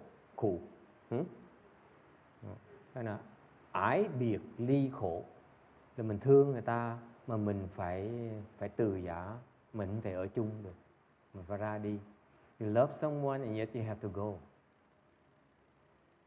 And part of you dies, part of your heart dies, right? Và khi mình thương người ta mà mình phải từ giã đi, cái tim mình nó chết, một phần nó chết ở trong đó. Right? And then there is being together with someone you hate. Duyên chân huê cụ. Yeah, you are together with someone you like to divorce, but yet he refuses to divorce you. Yeah, because of health insurance reasons. Yes. Mình thù hận người ta mà người ta nhất định không chịu ly dị. And then finally, the raging five skandhas. This is the worst, by the way. Cái trong 8 khổ này, tất cả những khổ mình nói đây, cái mà tệ hại nhất á, là cái ngũ uẩn khổ. The raging five skandhas, cái ngũ uẩn khổ này là cái này không cái nào mà tệ hại bằng cái này. This is the worst kind. It's the worst kind because it entraps you from these endless cycles of suffering, time and time again. Cái khổ này tại sao nó khổ? Nó khổ tệ hại là tại vì chồng mình kiếp này nó hết. You don't like your husband, it's only one lifetime, right? These 5 skandhas here is lifetime after lifetime after lifetime forever. Cái ngũ uẩn khổ này, mình ghét chồng, mình thù chồng mình, thù vợ mình là một kiếp thôi là xong rồi, đúng không? Hoặc là một vài kiếp nó xong, có thể 2 kiếp, có thể 3, ok? Nhưng đều cuối cùng nó sẽ hết. Còn cái ngũ uẩn này nó không bao giờ nó hết, nó dễ sợ lắm. Cái khổ này không bao giờ nó ngừng hết. It never stops, ever. That's the most scary part of suffering is the 5 raging skandhas. Cái ngũ uẩn này nó hành hạ quý vị ngày đêm. They oppress you, make you suffering 27. And you're not even aware of it. Nó hành hạ quý vị ngày đêm mà quý vị không biết luôn nữa. Dễ sợ. 24 hours a day, 7 days a week. That's what I mean. Is there another way to explain it? No, it's 27. 24/7. Oh, excuse me. Well, I thought 4-hour break is reasonable for you Jewish people. Oh, excuse me. Oh, you don't like it. Okay, excuse me. Oh, yes. Okay. Thành ra cái gì biết không? Cái ngũ uẩn này đó, nó hành hạ cái gì ngày đêm, không bao giờ nó ngừng hết. Không cách nào quý vị né được. You cannot avoid it. Okay? And that's real suffering. Okay? The only way for you to stop all this suffering is to attain liberation. Cách duy nhất mà quý vị muốn ngừng cái khổ này, quý vị phải đạt tứ quả và trở lên mới giải quyết nó được. Thay thà như ông thần, mấy như thánh, mấy cả như đạo giáo, mấy cái tiên ông này nọ, họ không thoát được. Cái tiên ông không thoát được cái này. For example, the Taoists, when they practice Taoism, they become immortal. They cannot rise above this, the raging 5 skandhas. Cái mấy người tiên ông sống 10.000, 20.000 năm đó, có nha. Thì họ không thoát được cái loại khổ mà có loại khổ này.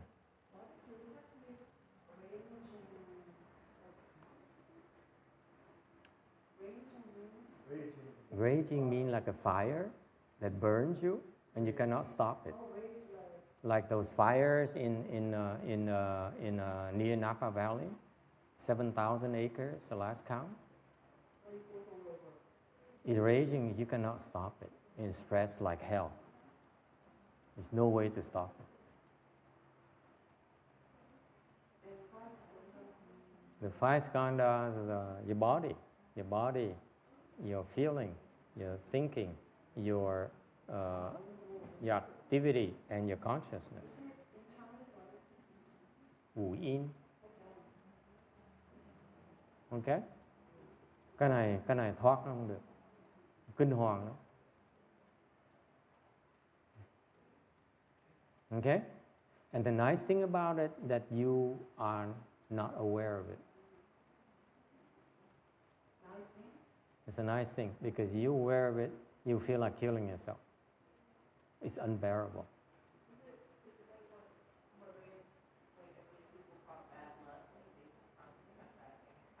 No, it's not that. It's not that. The 5 skandhas, for example, you have a body, and therefore this body, all it does is bring you pain, bring you suffering, makes you suffer. You spend so much time taking care of it, and it's no end to it. And there is this feeling, okay? This feeling that you seek your entire life, seeking the pleasant feelings and being afraid of unpleasant feelings. So it's 24 hours a day, right? You have to admit that all day we're seeking pleasant feelings, right? Cup of coffee, Coke, candies, right? All those are activities in the pursuit of good feelings. Munchies, food, okay? All those are feelings. That's why we do things to seek those feelings, okay? We were driven to seek those feelings, and that's a form of self-torture.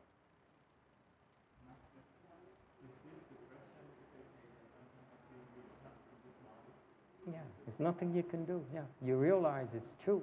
There's nothing you can do about it. That's why it's reasonable to be depressed about it. That's why if you're not aware of it, it makes it more bearable, but it's still there.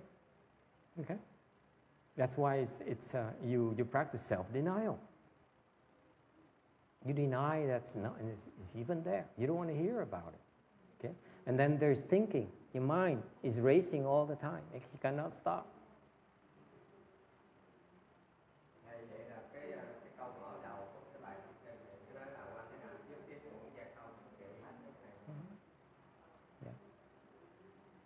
Nếu mà quý vị mà con mà giải quyết cái ngu uẩn là tất cả cái đều xong hết. So the question he made is at the beginning of the sutra says the Bodhisattva contemplated the five khandhas and saw the all empty. That's why he crossed beyond all suffering. The meaning is very clear. Message is very clear. If you resolve these five skandha problems, you resolve all the other problems. Because that's the root source of all the problems in this world. Mình kinh giảng rất là rõ ràng. Quán Tự Tại Bồ Tát hành thâm bát nhã ba la mật đa, chiếu quán ngũ uẩn giai không, độ nhất thiết khổ ách. Cái ý nghĩa của nó hay như vậy là nói là Ngài Quán Thế Bồ Tát nhờ giải quyết cái ngũ uẩn này thành tất cả những cái khổ đều đoạn hết.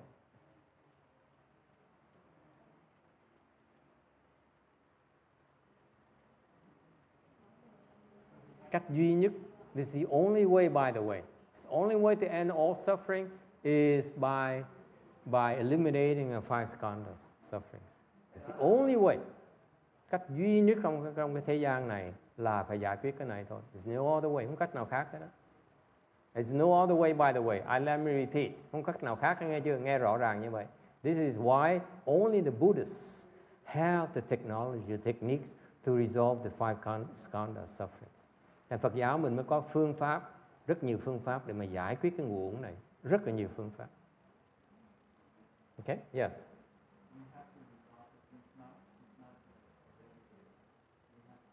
You have to resolve it, yes. There's a way to resolve it. It will not go away by itself. You have to resolve it. It is not like the rain or the storm where it's going to blow itself out. No, you have to resolve it because it keeps on coming back and back and back and back.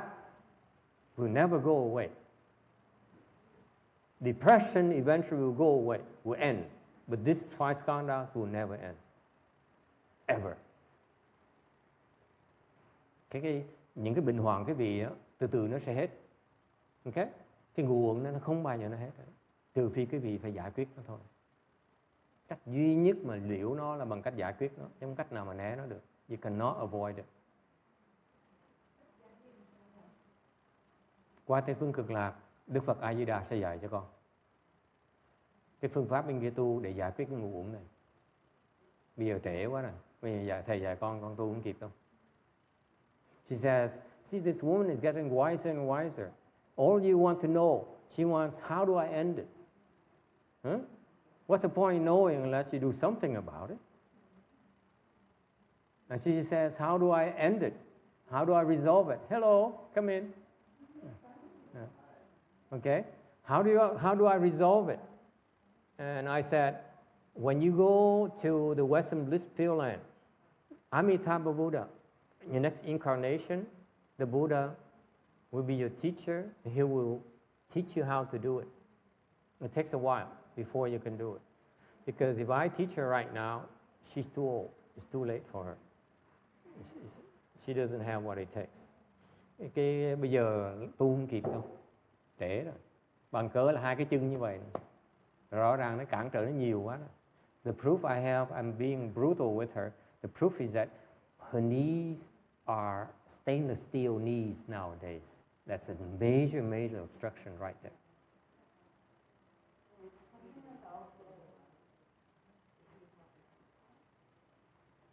Nó khó rồi, nó cản trở nó quá lớn rồi.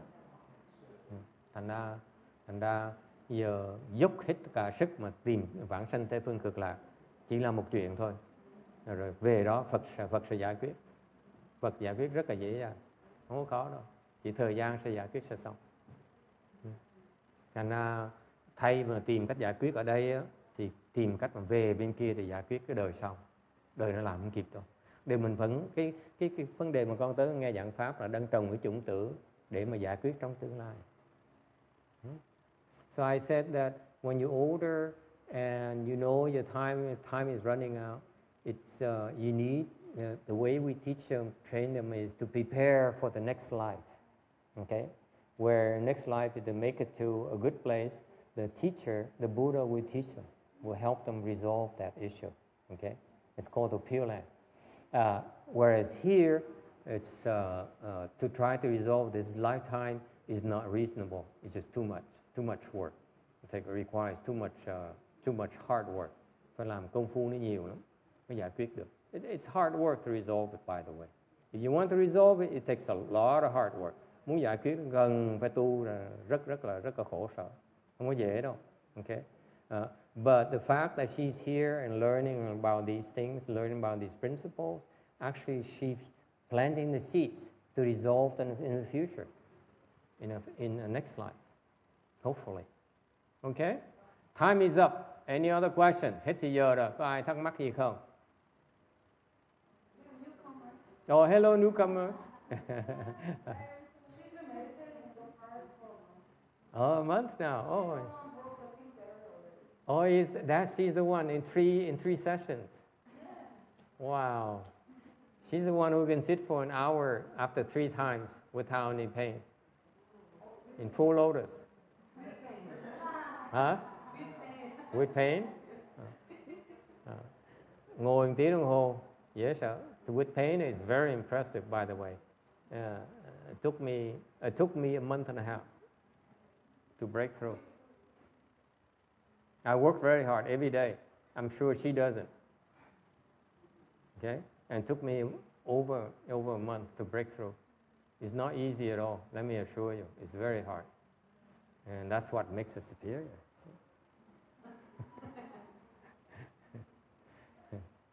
Okay? Any other questions? If not, let's stand up. Có gì thắc mắc không?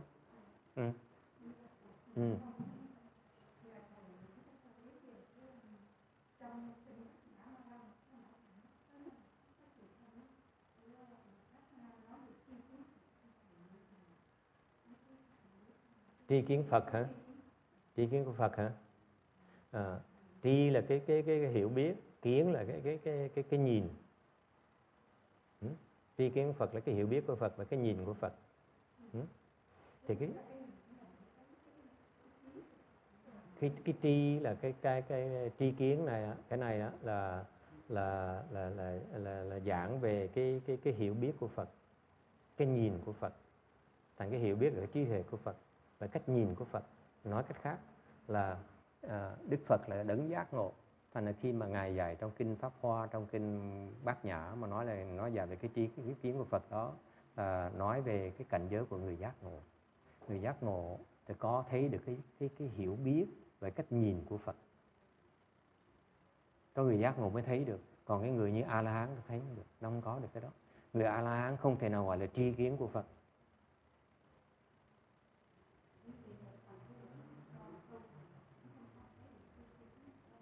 Con muốn thấy tri kiến của Phật là phải thành giác ngộ mới là thấy được cái tri kiến của Phật. Thành những cái bên Đại Thừa chúng ta nó tu đó là trồng chủng tử để con để cuối cùng để mà đạt tới cái tri kiến của Phật. Còn bên Nguyên Thủy đó, mấy thầy mà người ta không có cái pháp đó thì ta trồng chúng con để tới cái trình độ của người tứ quả A-la-hán thôi. Nó còn xa tri kiến của Phật, hai cái nó khác hẳn nhau. Cha hàng này, cái tri là cái biết của Phật. Đức Phật biết cái chân không, người A-la-hán không biết chân không. Okay. Cái kiến của Phật là cái cách nhìn của Phật. Cách nhìn Phật nói là ta với con chỉ là một thôi. Ta là Phật đã thành, con là Phật sẽ thành. Đó là cái thành kiến của Phật. Cái cách nhìn của Phật là như vậy. Mình chưa có được như vậy. Con nghĩ trong tương lai thầy thành Phật là không? Đâu có nhìn nó không? Thầy làm sao thành Phật được? Đúng không? Thành ra cái Phật nhìn hay lắm. Phật nhìn mình đó và thấy là Phật, chứ nhìn thấy mình là chúng sanh. Gọi là cái kiến. Cách nhìn Phật hay lắm. Mình cũng có được cái đó. Hiểu không? Cái người giác ngộ cũng có được cái đó. Thành người giác ngộ như Bồ Tát á, nhiều khi thấy là người Việt Nam là Phật sẽ thành, thế người Tàu á là không phải Phật sẽ thành. Chọc mấy nhỏ Tàu đấy. Mấy nhỏ Tàu xanh mặt hết. Việt Nam chân chính mới là không. Mấy nhỏ thấy ai cũng nhăn mặt. Nhìn nó ngay cái lộ chân tướng ngay lập tức. Còn ông cười méo luôn nữa. Ok. Có thắc mắc cứ hỏi nha. Lúc nào hỏi cũng được hết. Quý thầy thoải mái lắm. Muốn hỏi lúc nào muốn hỏi gì mà nổi hứng thì hỏi, mà thầy nổi hứng thầy mới trả lời, mà không nổi hứng không trả lời. Hai bên đều là xứng đáng với nhau hết. Hứng thì hỏi, không hứng thì không trả lời. Okay, so she asked about the Buddha's knowledge and view and knowledge. Chu Jian. She asked about for the Chu Jian. Okay, and I explained to her. It's important to explain to you because the word that's used in the sutras, the wisdom, knowledge actually means wisdom. Okay. This wisdom here is there. The Buddha knows something called emptiness that we don't. Okay? So he knows certain things. So this refers to the knowledge of enlightened people. If you don't know what I'm talking about, then I rest my case. Exactly my point. Unless you're enlightened, you don't know this.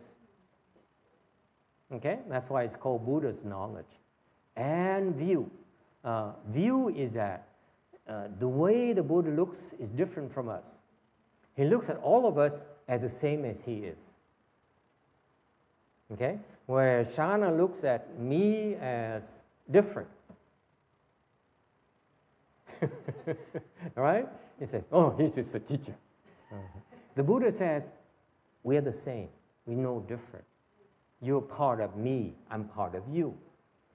No difference whatsoever. That's why it's called views. For us, it's called prejudice. The Buddha is called he sees it as the truth, as it is. For us, our views are basically prejudices. Cái kiến của người phàm phu là thành kiến. Cái kiến của Phật á, là cái nhìn nó khác. Mới gọi là kiến của Phật. Okay? Người Việt Nam mà người Việt Nam mà có thành kiến người Tàu có thành kiến người Đại Hà. Cái đó gọi là thành kiến. Còn Phật là hoàn toàn không có thành kiến. They're free from prejudices. The Buddhas, the enlightened people, they're free from it. They don't discriminate against men or women. They don't discriminate against the races, against religion, okay, against wealth, against success. Okay, no discrimination. That's the kind of views they have. Họ không có thành kiến gì hết đó. Không có tâm phân biệt nữa. Mình mới có tâm phân biệt. Okay? So that's what she asked about. And I encourage you, if you read something and you don't understand, please feel free to ask anytime. Khi vi đọc sách, đọc kinh, nghe giảng kinh mà có gì thắc mắc cứ tha hồ mà hỏi. Lúc nào hỏi cũng được hết. Okay? Thank you. We stop here today. Thank you all for coming. Ngừng lại ở đấy. Hồi hướng công đức. It's yours, for yours to use. So that's why it's important for you to concentrate, because in our style we help you push the samadhi level up and up and up. At the same time, we also pave the way for you to build up your samadhi level as well as your purity. Okay? I mean, your wisdom level is your purity. So our Chan practice is very balanced as the way it should be.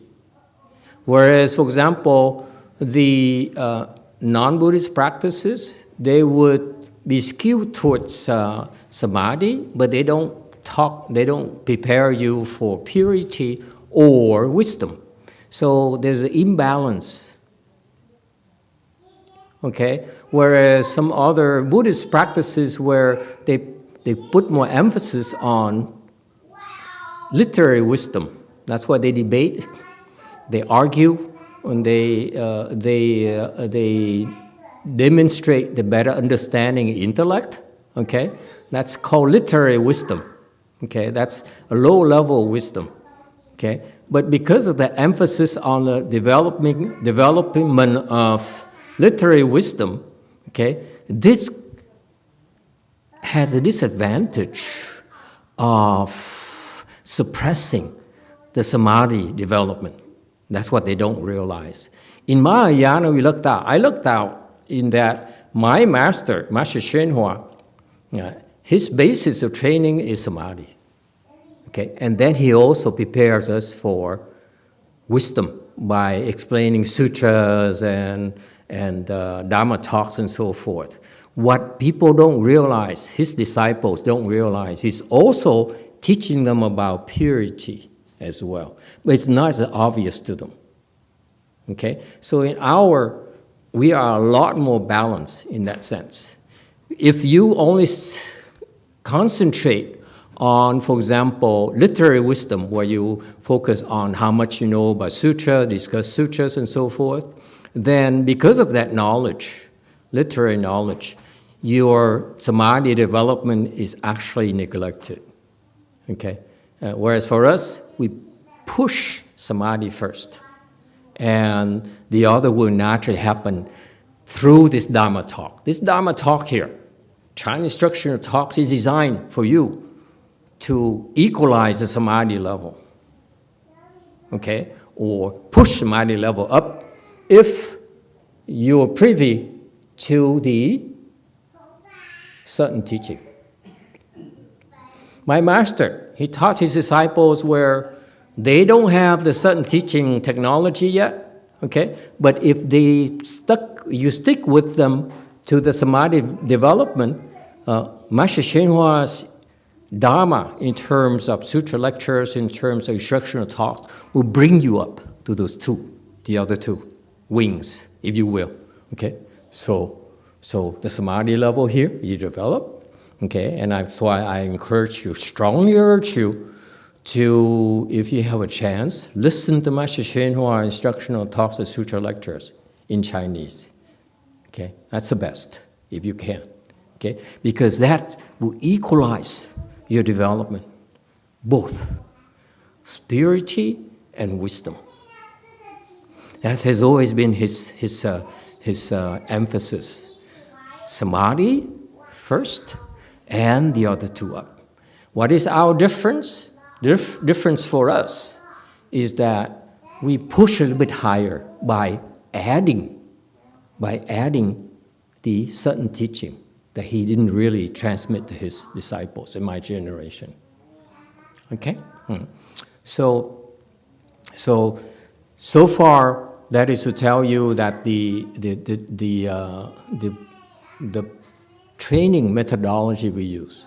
Why is it important? It's important because the higher you reach, okay, and we, Mahayana, have the technology to help you push your development of your samadhi level very, very high in a Wei-Yang lineage. Okay? He showed me how. That's how he trained me. Okay? And once you reach that high level samadhi here, okay, you listen to the instructions, the other two will bring up naturally. But however, if you also have the certain training, the certain teaching, the certain technology, then you can leap on both three sides at the same time. It's a lot more involved than I can explain it to you fully. So basically, whatever you attain this level, the short answer to the questions, whatever level you attain, samadhi level, okay, you attain this lifetime, okay? Next lifetime, it's very easy for you to reach it. Okay? For example, the proof is that in America, there are a lot of lay people who are enlightened already. They're not Buddhists. They are don't follow any spiritual practice.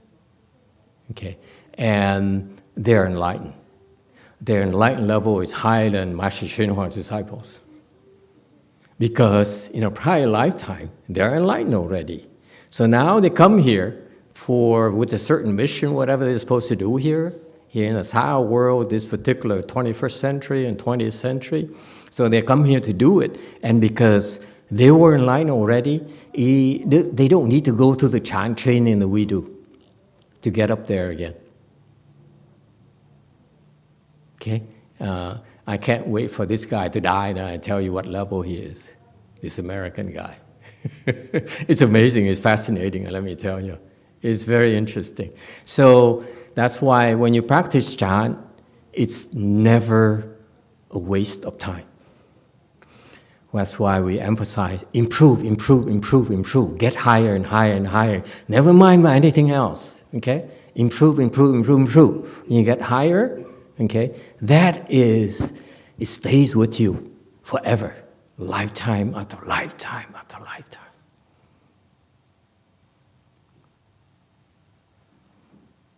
Does it help?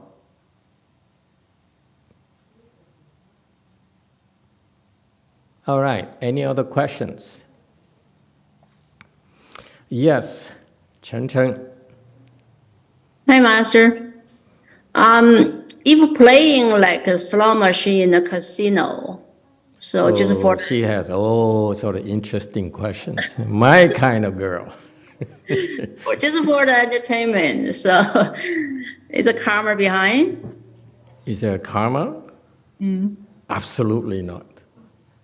No? I hope not. I hope not.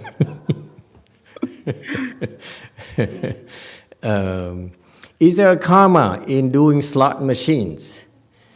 Doing slot machines, yes, of course, it's karma. It's very good for your right arm. Good exercise. You do it all day, actually. I can see how your bicep will get stronger, bigger. Okay, what other karmas are there? Also the karma, so we talk about the mind karma, the body karma here, right? All right? And then also, do we create mouth karmas when we do slot machines? Shen Yun, girl, do we do mouth karma when we do slot machines? I don't know what that means. Just checking, just checking. Any of you, do we have any mouth karma when we do slot machines?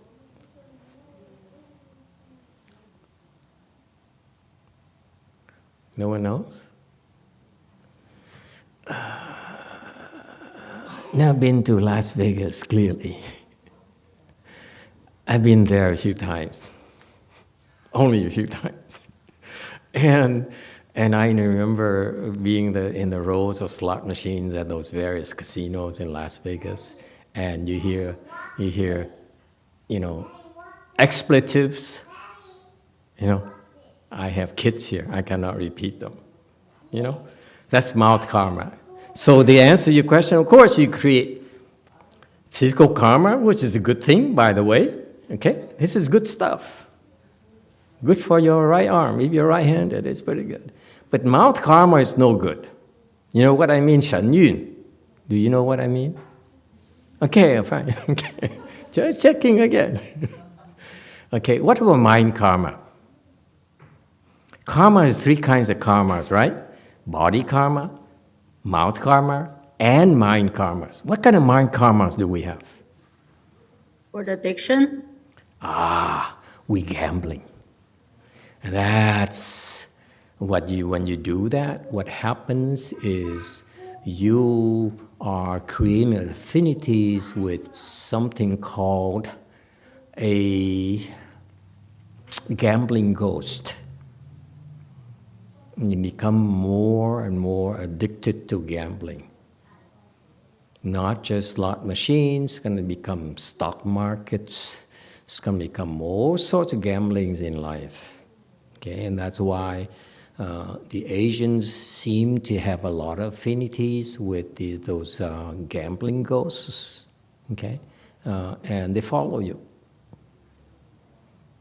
lifetime after lifetime.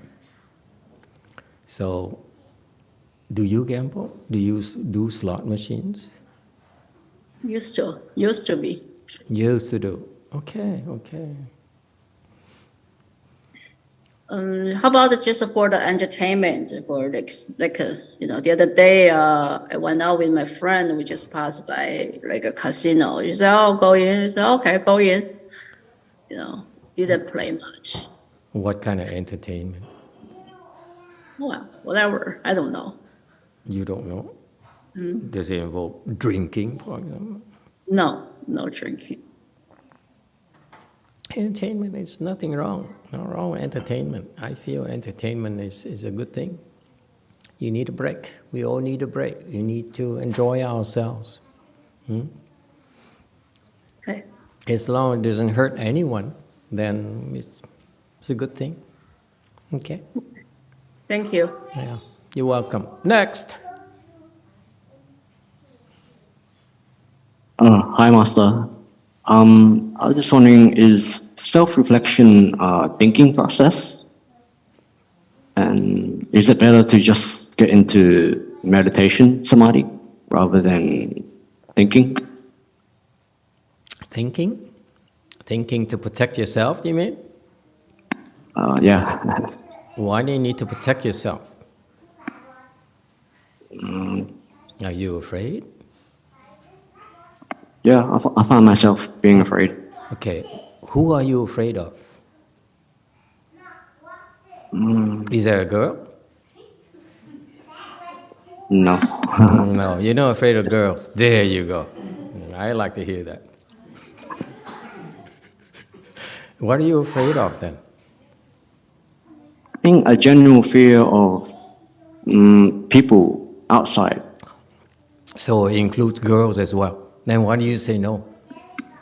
Yeah. Are you afraid of, you're not afraid of me? No, because you lied to me. You just lied to me. You said, I'm not afraid of girls. When you said people in general, that includes girls. So you're afraid to admit that you're afraid of girls? Yes. What kind of man are you?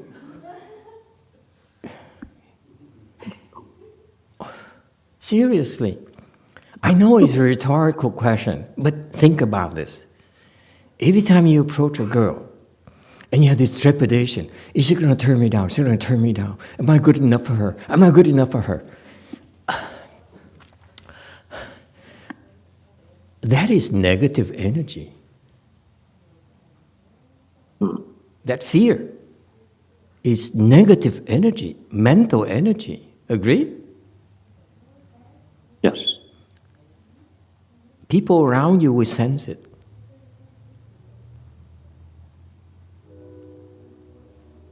So, cut it out. There's no need to be afraid. What's the worst could happen?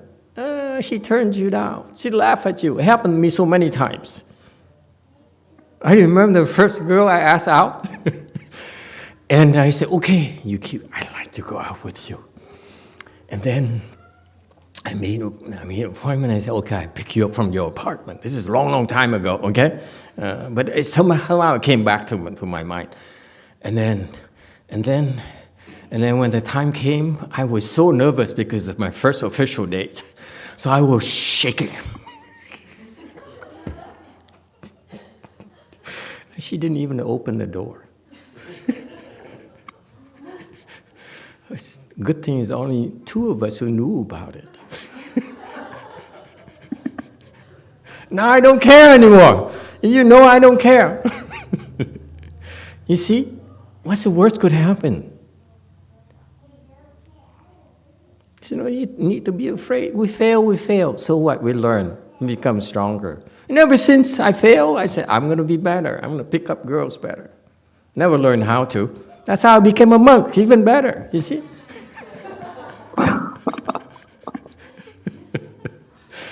Okay. So in general, I'm joking, of course. Chan will make you stronger, will help you get rid of that fear. Why? Fear, the thought of being afraid of people in general, is basically just a thought of fear. So Chan is the practice where we, as a thought arises, thoughts arise in our mind, we ignore them. Fear is only affects you when you react to it. Okay, so Chan practice, as you get better at this Chan practice, when you have this thought of fear arises, okay, is he going to turn me down, or is he going to like me? Is he going to, laugh at me and so forth? Okay, the thought will arise, okay, but you ignore it. Then fear cannot take hold in your mind. Okay, so actually, as your samadhi level gets higher and higher, you can become fearless. It's kind of a cool thing. Okay, all right. Thank you, Master. You're welcome. Next. Am I the next? Yeah, you're next. Okay, I would like to make a comment on the mantra sessions. So now 3 times a week. 3 times a week? Yeah. Seriously? We Yeah, had Monday, 3 mantra sessions a week? Yeah, Monday it's the Great Compassion Mantra. Okay. And then Wednesday that's the bowing session. And Thursday that's the Shurangama Mantra. And Friday today is the Hiking Sutra and the 10 small mantras. Mantras. What about hands and eyes? You guys practice hands and eyes? Not online. I'm just talking about these other Zoom sessions and led by the Sangha team. Okay. So it has made a big difference, especially for us remotely. So I would like to thank the Sangha team for their efforts, and also our home. Yeah, thank you for giving us the feedback. Actually, I noticed there's been a lot of sessions going on, different kinds of sessions, from Chan to bowing to sutra recitation, and in Chinese and mantra recitations. That's what we do. Actually, mantra recitation are very, very helpful for you if you have depression or you have anger issues. Tune in. It's going to help you tremendously. Initially, that's what the first mantra sessions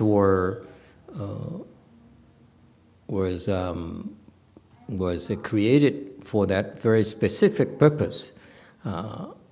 Only a few people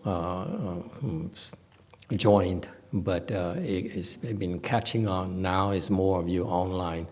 And in fact, the mantra sessions are helpful because of your collective samadhi power. You see, it's fascinating in that we could be here in the US, but we recite the mantras over the internet, and you benefit from our samadhi power. It's kind of cool, okay? Yeah, exactly. And it really helps because you feel better, practically. And for example, at a temple, I don't do this often, but a temple on the last day of the month, we would have the Great Compassion Repentance. I notice at our temples, when I participate in those repentances, I feel better myself. Okay, I notice that a lot of kids that I know have depression, severe depression, they also feel very good as well.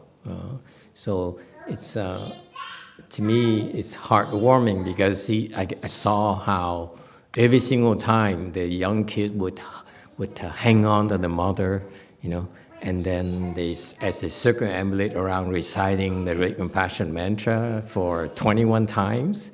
It's so cool to see the bonding there between mother and child. It's so beautiful. Okay, so these mantra sessions are beautiful. So that's why they're very helpful. Now we also have Master Xianqie is thinking of doing recitation. He asked for permission to do recitation of the Avatam Sakas chapter 40 in English. Okay, so I'm so happy that my disciple is stepping up. It's funny. Master Hsuan disciples, when they become enlightened, they step back and they said, "No, good enough. I'm gonna, isolate myself and cultivate." Okay, my disciple is just the exact opposite. Now they feel that now is their turn to pay back and share the good things of cultivation. So I'm very pleased with that. And I want to let you know that all these sessions were the initiatives of my disciples. I didn't ask them at all. Okay, so now it's totally out of control. We like too many sessions. I'm confused. It's so cool. So you get your whole menu, of that Mahayana, American Mahayana thing. Let me some appetizers and so it's kind of cool. Okay, and I think in the future we have more and more of that. In your own languages and whatever. So it's kind of cool. Yes, Jane, did you want to say something? Yeah, I just want to add on is the month ends Great Compassion Repentance, and when we follow remotely online, and also we felt the cleansing effect. And last month I was very touched, and I wept twice. And twice? Wow, that's pretty impressive. I feel it every single time.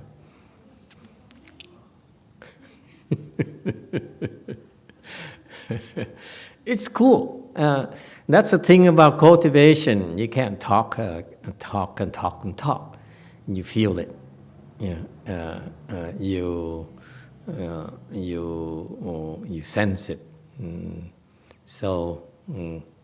That's why people in our small world, they tune in, they do things together because we're sharing our good responses. And to me, those are the miracles of Mahayana. We don't need miracles like in Judaism or Christianity. Because we see miracles every day in you. You get such wonderful responses from these mantras and these meditation retreats, and it makes a difference. In your daily life, in your family life, in your professional life. That's kind of cool for me. Okay, and I'm very grateful to my disciples for deciding to do it themselves, meaning that, seriously, I never asked them. Be serious, because what makes me very proud is that they care. They care for those people, for the kind of benefits they can help bring to you, to all of you. It's kind of nice. Keep it up, boys and girls. Anyone else?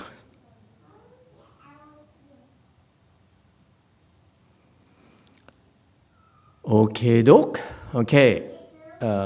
As I'm preparing to float around. This week has been real busy wrapping things up. You know, we have things piling up that need our attention constantly.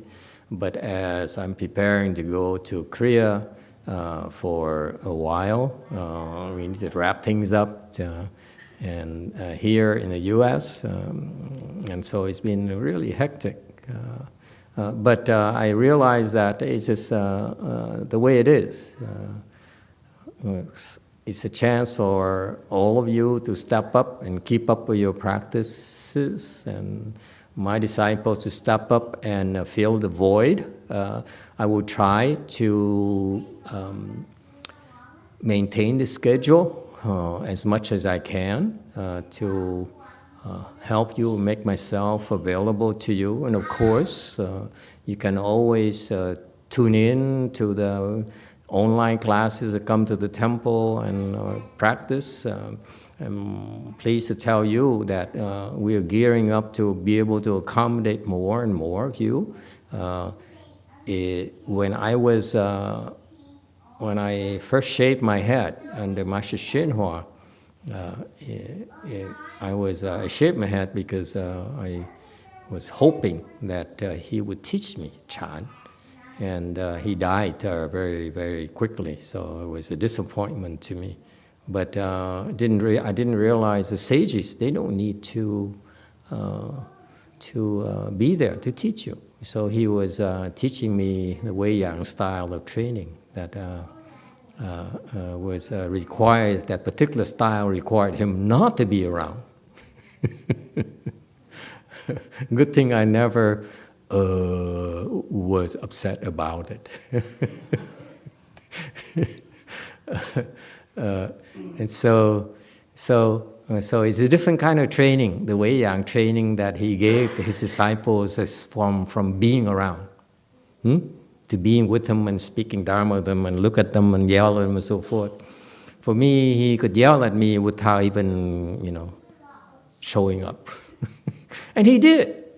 I'm very bitter about it. That's what I'm bitter about it. He yelled at me.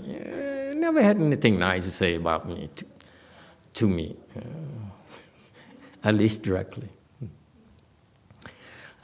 So we have a combination now where you have all sorts of program, all sorts of people that you can tune in, and I make myself available as well, because if you go to attend a class and you have questions, this is my way of training my disciples. That's different from Master Shinhua in that I'm training them to help you, and if they can't, then I will teach them how to help you.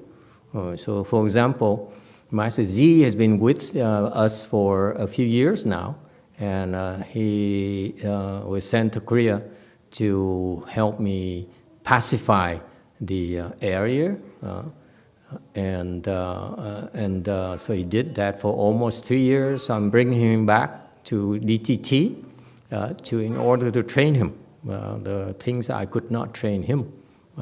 So we train. We have on-the-job training. That's how we train our people. It's not theory, okay?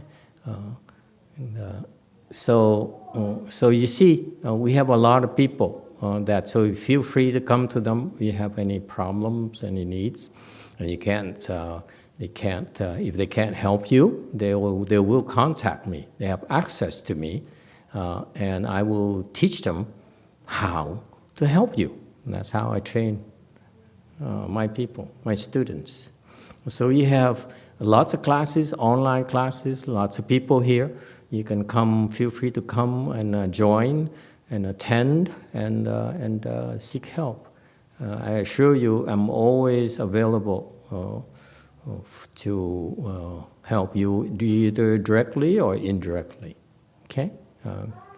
So even though I'm traveling, I'm still in touch, in contact with them. Korea, so I'll be in Korea for 4 weeks or so, 4 or 5 weeks or so. while there, I will have still plan to keep in touch with you by lecturing, maintaining, sustaining the Friday nice thing here. Schedule is at Saturday over there, Korea time. It's Friday night right now here in the US. So I will do a chant session there in the morning, and after lunch we do a lecture as well. So that's what, so the schedule is flexible. We will try to maintain the schedule for you so that which makes it easier for you to sustain your cultivation. So just know that we're around. I'm around. I'm not abandoning you. There's a need for me right now to train our disciples here in the U.S. I'm taking over the Korean temples because it's time for us to step it up. So it will be interesting times for us. All right? So I hope you bear with us and be flexible. I'm available. I'm not abandoning you at all. I'm not that kind of person. We will be with you. We'll be there. We are available to you. Okay? All right. So cultivate, and so it will be. So I can have time to spend. I can physically be in Korea, and yet still, I'm available to teach you online as well, as much as I can. All right. Now, today. Since we have a little time left, let's do a short one. We don't have a whole lot of time today. So let's do this thing here. 112, a great lantern. Okay, shall we? Master Wei Shang said, what is that? Yang Shang said, great lantern. Master said, oh no, that's wrong. Sorry. Great lantern, okay? Yang Shan asked, what is the meaning of the patriarch coming from the west? Master Wei Shan said, great lantern. Yang Shan said, is that all? The master said, what is that? Yang Shan said, great lantern. The master said, you really don't know.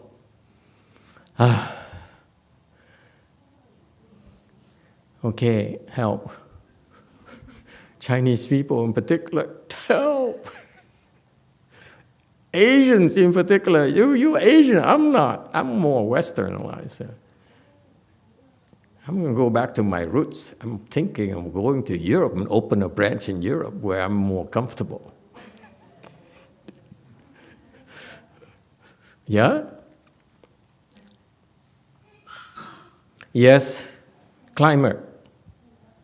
Thank you, Master. Just a comment. I found the translation 大好灯笼. 大好 is translated into great. I felt the translation was a bit short. So you're not translating the how, is what you're saying? Right. How would you translate it?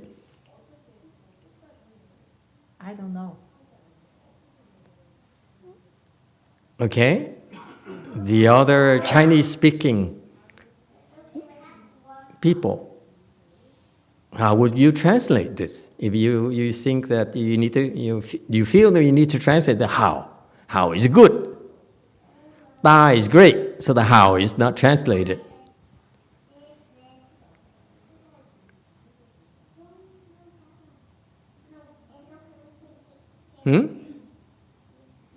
What it means is great goodness lantern. Would you buy that? Would you agree with that? See, I'm cautious because I'm surrounded by Chinese people. So I would never dare claim that I understand Chinese better than you. Yeah? Yeah, I will agree. Great goodness lantern. Agree, disagree? That's what it really means. I'm glad you pointed it out. Can we be honest with each other? I have no clues on how to explain this to you, okay? Every time I look at this before the class, I said, huh? How am I going to explain this to them? And somehow, together, as soon as we get together, to sit as well, I said, oh my God, how am I going to explain all these things? And as soon as we talk about it, something happened, okay? So it's wonderful, isn't it? So the point I'm trying to make is that we're speaking Dharma together. You know, you realize how wonderful it is? That we're all speaking Dharma. You provide your input. I provide my perspectives, and that's all together. We are explaining these anecdotes the way it has never been done before. It's kind of cool. So for case in point, I missed it how completely until Jane pointed out how was not translated. And I thought about it, said, well, so how here means great goodness. Yes, Chi Hong. Venerable Master, 大好 大好 means very, very good. 大 is actually describing the degree of good. Okay. So 大 does not mean the lantern is big. Right. So 大好 means very, very good. Thank you for the input. So should we leave it at great, or should we add great goodness, according to you? I think we should just have great. Okay, so it's a good translation. See, two people disagree. Yeah. Okay, so it's implied goodness, yes? Goodness is implied. If you say great goodness, then you committed to goodness only. Great could be great evil. No? Not possible? Yes, one. Thank you, Master. I remember there's a Chinese 大好河山. 河山 is a river and a mountain, and 大好 is to me it means great, wonderful, beautiful. So I second Zhi Hong. It's just great. Should be fine. Should be okay. No goodness. Okay, very good. Master. Thank you. That helps. It's tremendously helpful. I really appreciate it. That's a kind of semantics and language I don't have. I'm not privy to. Okay, thank you. Yes, Jane, go ahead. So that's a Chinese saying. It's called 一灯除得千年暗. So Patriarch is a great, good-knowing advisor. At the olden time, there's no flashlight. So the lantern, it lights the darkness. So this is not only great, but also good. So the good, in my personal opinion, use my thinking mind, it should be translated to reflect this good knowing advisor. Okay, very good. Now, who seconds Jane? Because we have 2 versus 1. We are very democratic here in the U.S. We take votes, and that's how we elect Donald Trump. Yes, Joe. Oh, sorry, I didn't mean to intervene. I was trying to put my hand off. Don't know how to. Okay, we ignore her. Anyone else? Okay, very good. Okay, I agree. Now you teach me how to read the Chinese thing. I think I would stick with Great Lantern. I think it's a great translation because Great Lantern here, you don't need to commit to how. 大好 is just great. Okay, so that great here, whatever great means. Okay, if you look at, for example, Bodhidharma, yes, Wei Mountain. We're running out of time. Yes, Wei Mountain. Master, in the semantic meaning of this, I think he's trying to explain about the substance. So the lantern is big, is bright. That's why they use the word 大好. Why don't they use the word 很好 instead? So no. it's no. 大好 is a better description. 很好 is worldly. 大好 is Buddhist. Okay? Yes, Chihung. It's the same button again. Haven't figured out. Okay. Okay, we ignore her. Okay, cut her off. Okay. No, it's great lantern. It's not 很好. 很好 is not it. Okay. So wonderful. It's a great lantern. Good translation. Good job. Good translation. So let's go back to this anecdote here. Yang Shan asked his teacher. This is one of the huatou that the Chan school has. What's the meaning of the patriarch coming from the West? And so I'm not sure it's an allusion to that huatou or not, but it doesn't matter. I don't know the background, the background, this particular instance here, but I don't believe Yang Shan was practicing huatou at all back then.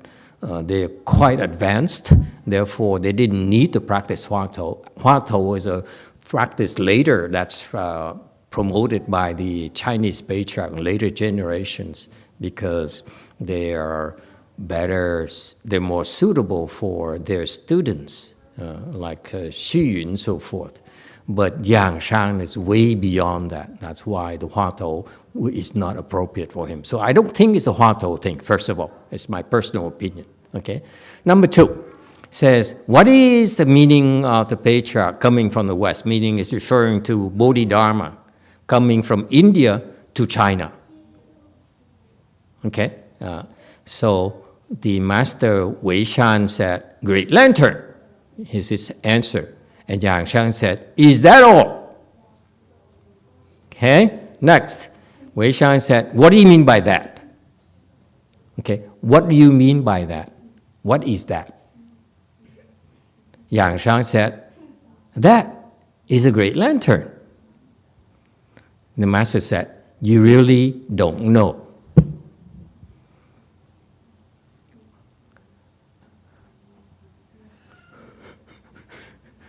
I have a girl here who's let me see what it means. You see the problem? Okay? Trying to understand, trying to explain. And that's the meaning of this anecdote. What is the meaning? The meaning that Yang Shan said, why did Bodhidharma came from India to China? Okay, what's the meaning of that? And the Master Wei Shan said, great lantern.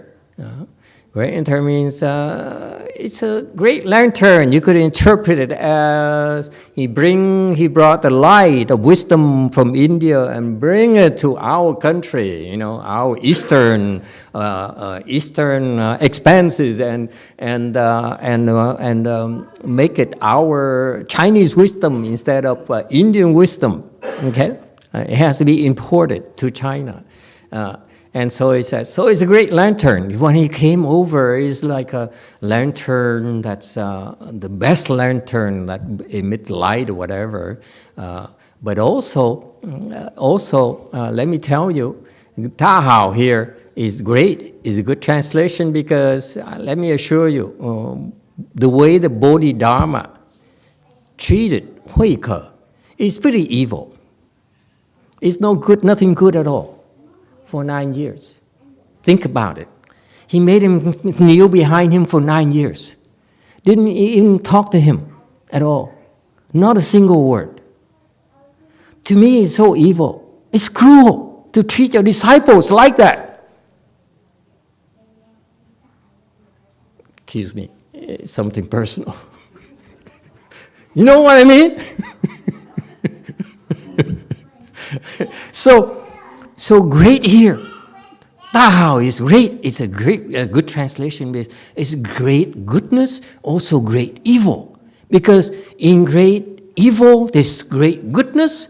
In great goodness, there's great evil. So there's no need to commit yourself to goodness. Because, again, the great teachers like Master, I'd like to think Master Bodhidharma is a greater teacher than Master Hsuan Hua, okay? But the way that Master Bodhidharma had to treat his Chinese disciple in such a bad way, such an evil way, was necessary, okay, for Hui Ke to bring out the great goodness in him. Does it make sense to you? So that's why you don't want to translate great goodness or great evil. Just great. Great includes everything. That's why it's great.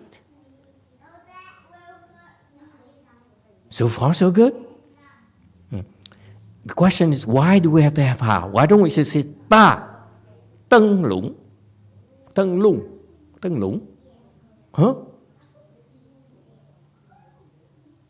I'm asking you Chinese people, what's the difference between Ta Hao and Ta Teng Lung?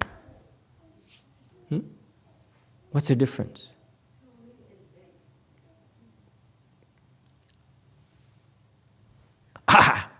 If you don't have the Hao, then it's just size. Hao here refers to the heart, the intention. So it has to be Hao. Will you agree? Chinese person? Huh? Okay, so far so good? We agree. So it has to be Ta Hao, great, goodness, great evil, whatever. Okay. And then so the master said, it's a great lantern. And Yang Shan says, is that all? What does it mean, is that all?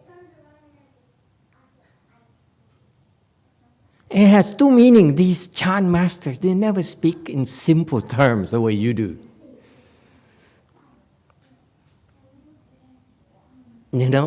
You are, they always have double talk.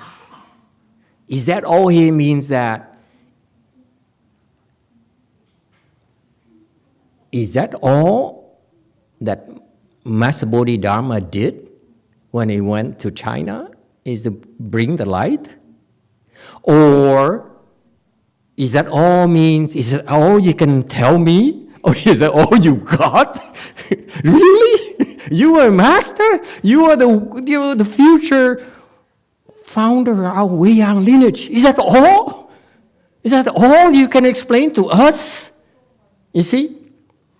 You got that? So it's a humor in here. American humor. I don't think the Chinese found it humorous. I find it humorous. So far, so good. So that's why I love the question. Is that all? It's so American. Never mind. Okay. Next.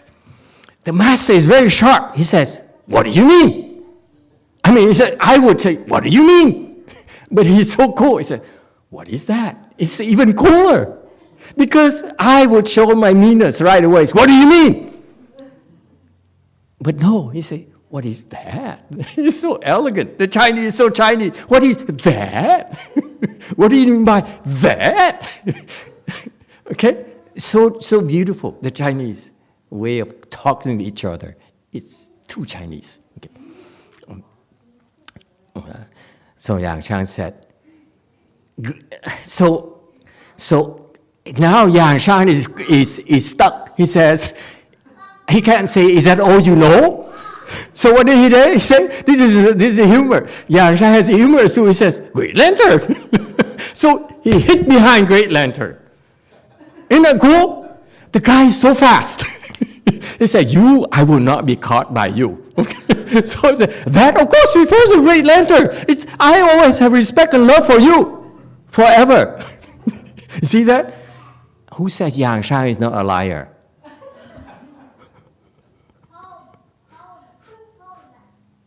It's so beautiful. So Yang Shang said, Great Lantern. Master said, you don't know anything. Double talk again. Huh? Says, you an idiot.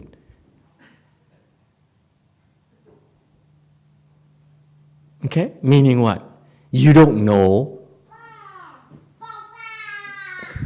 I answer to you two questions. You don't know, you really don't know why Bodhidharma came to China. Okay? You really don't know what I know. See, you an idiot. So it's an insult. And it has to stop right there. Make sense?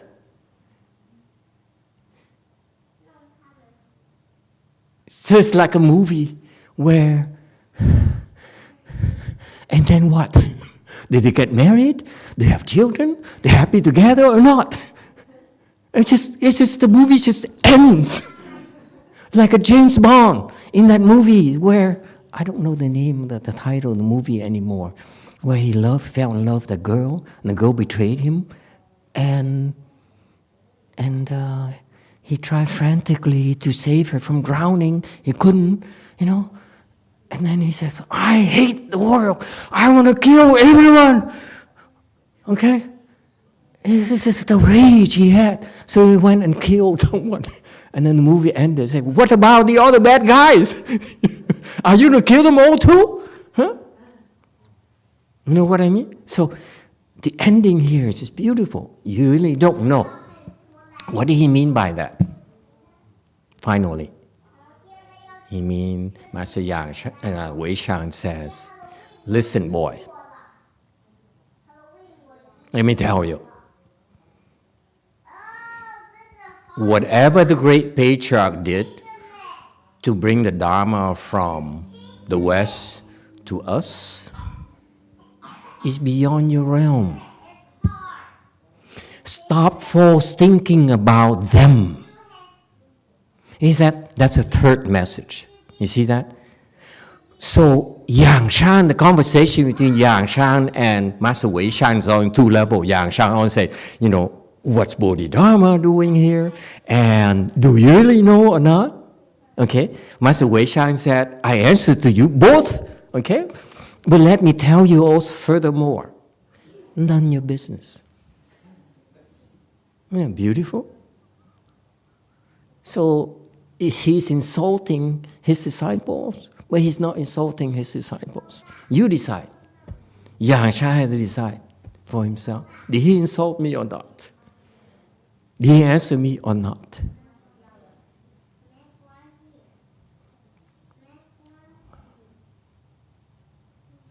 The Chinese are totally confused. Got that? And that's the meaning of this anecdote.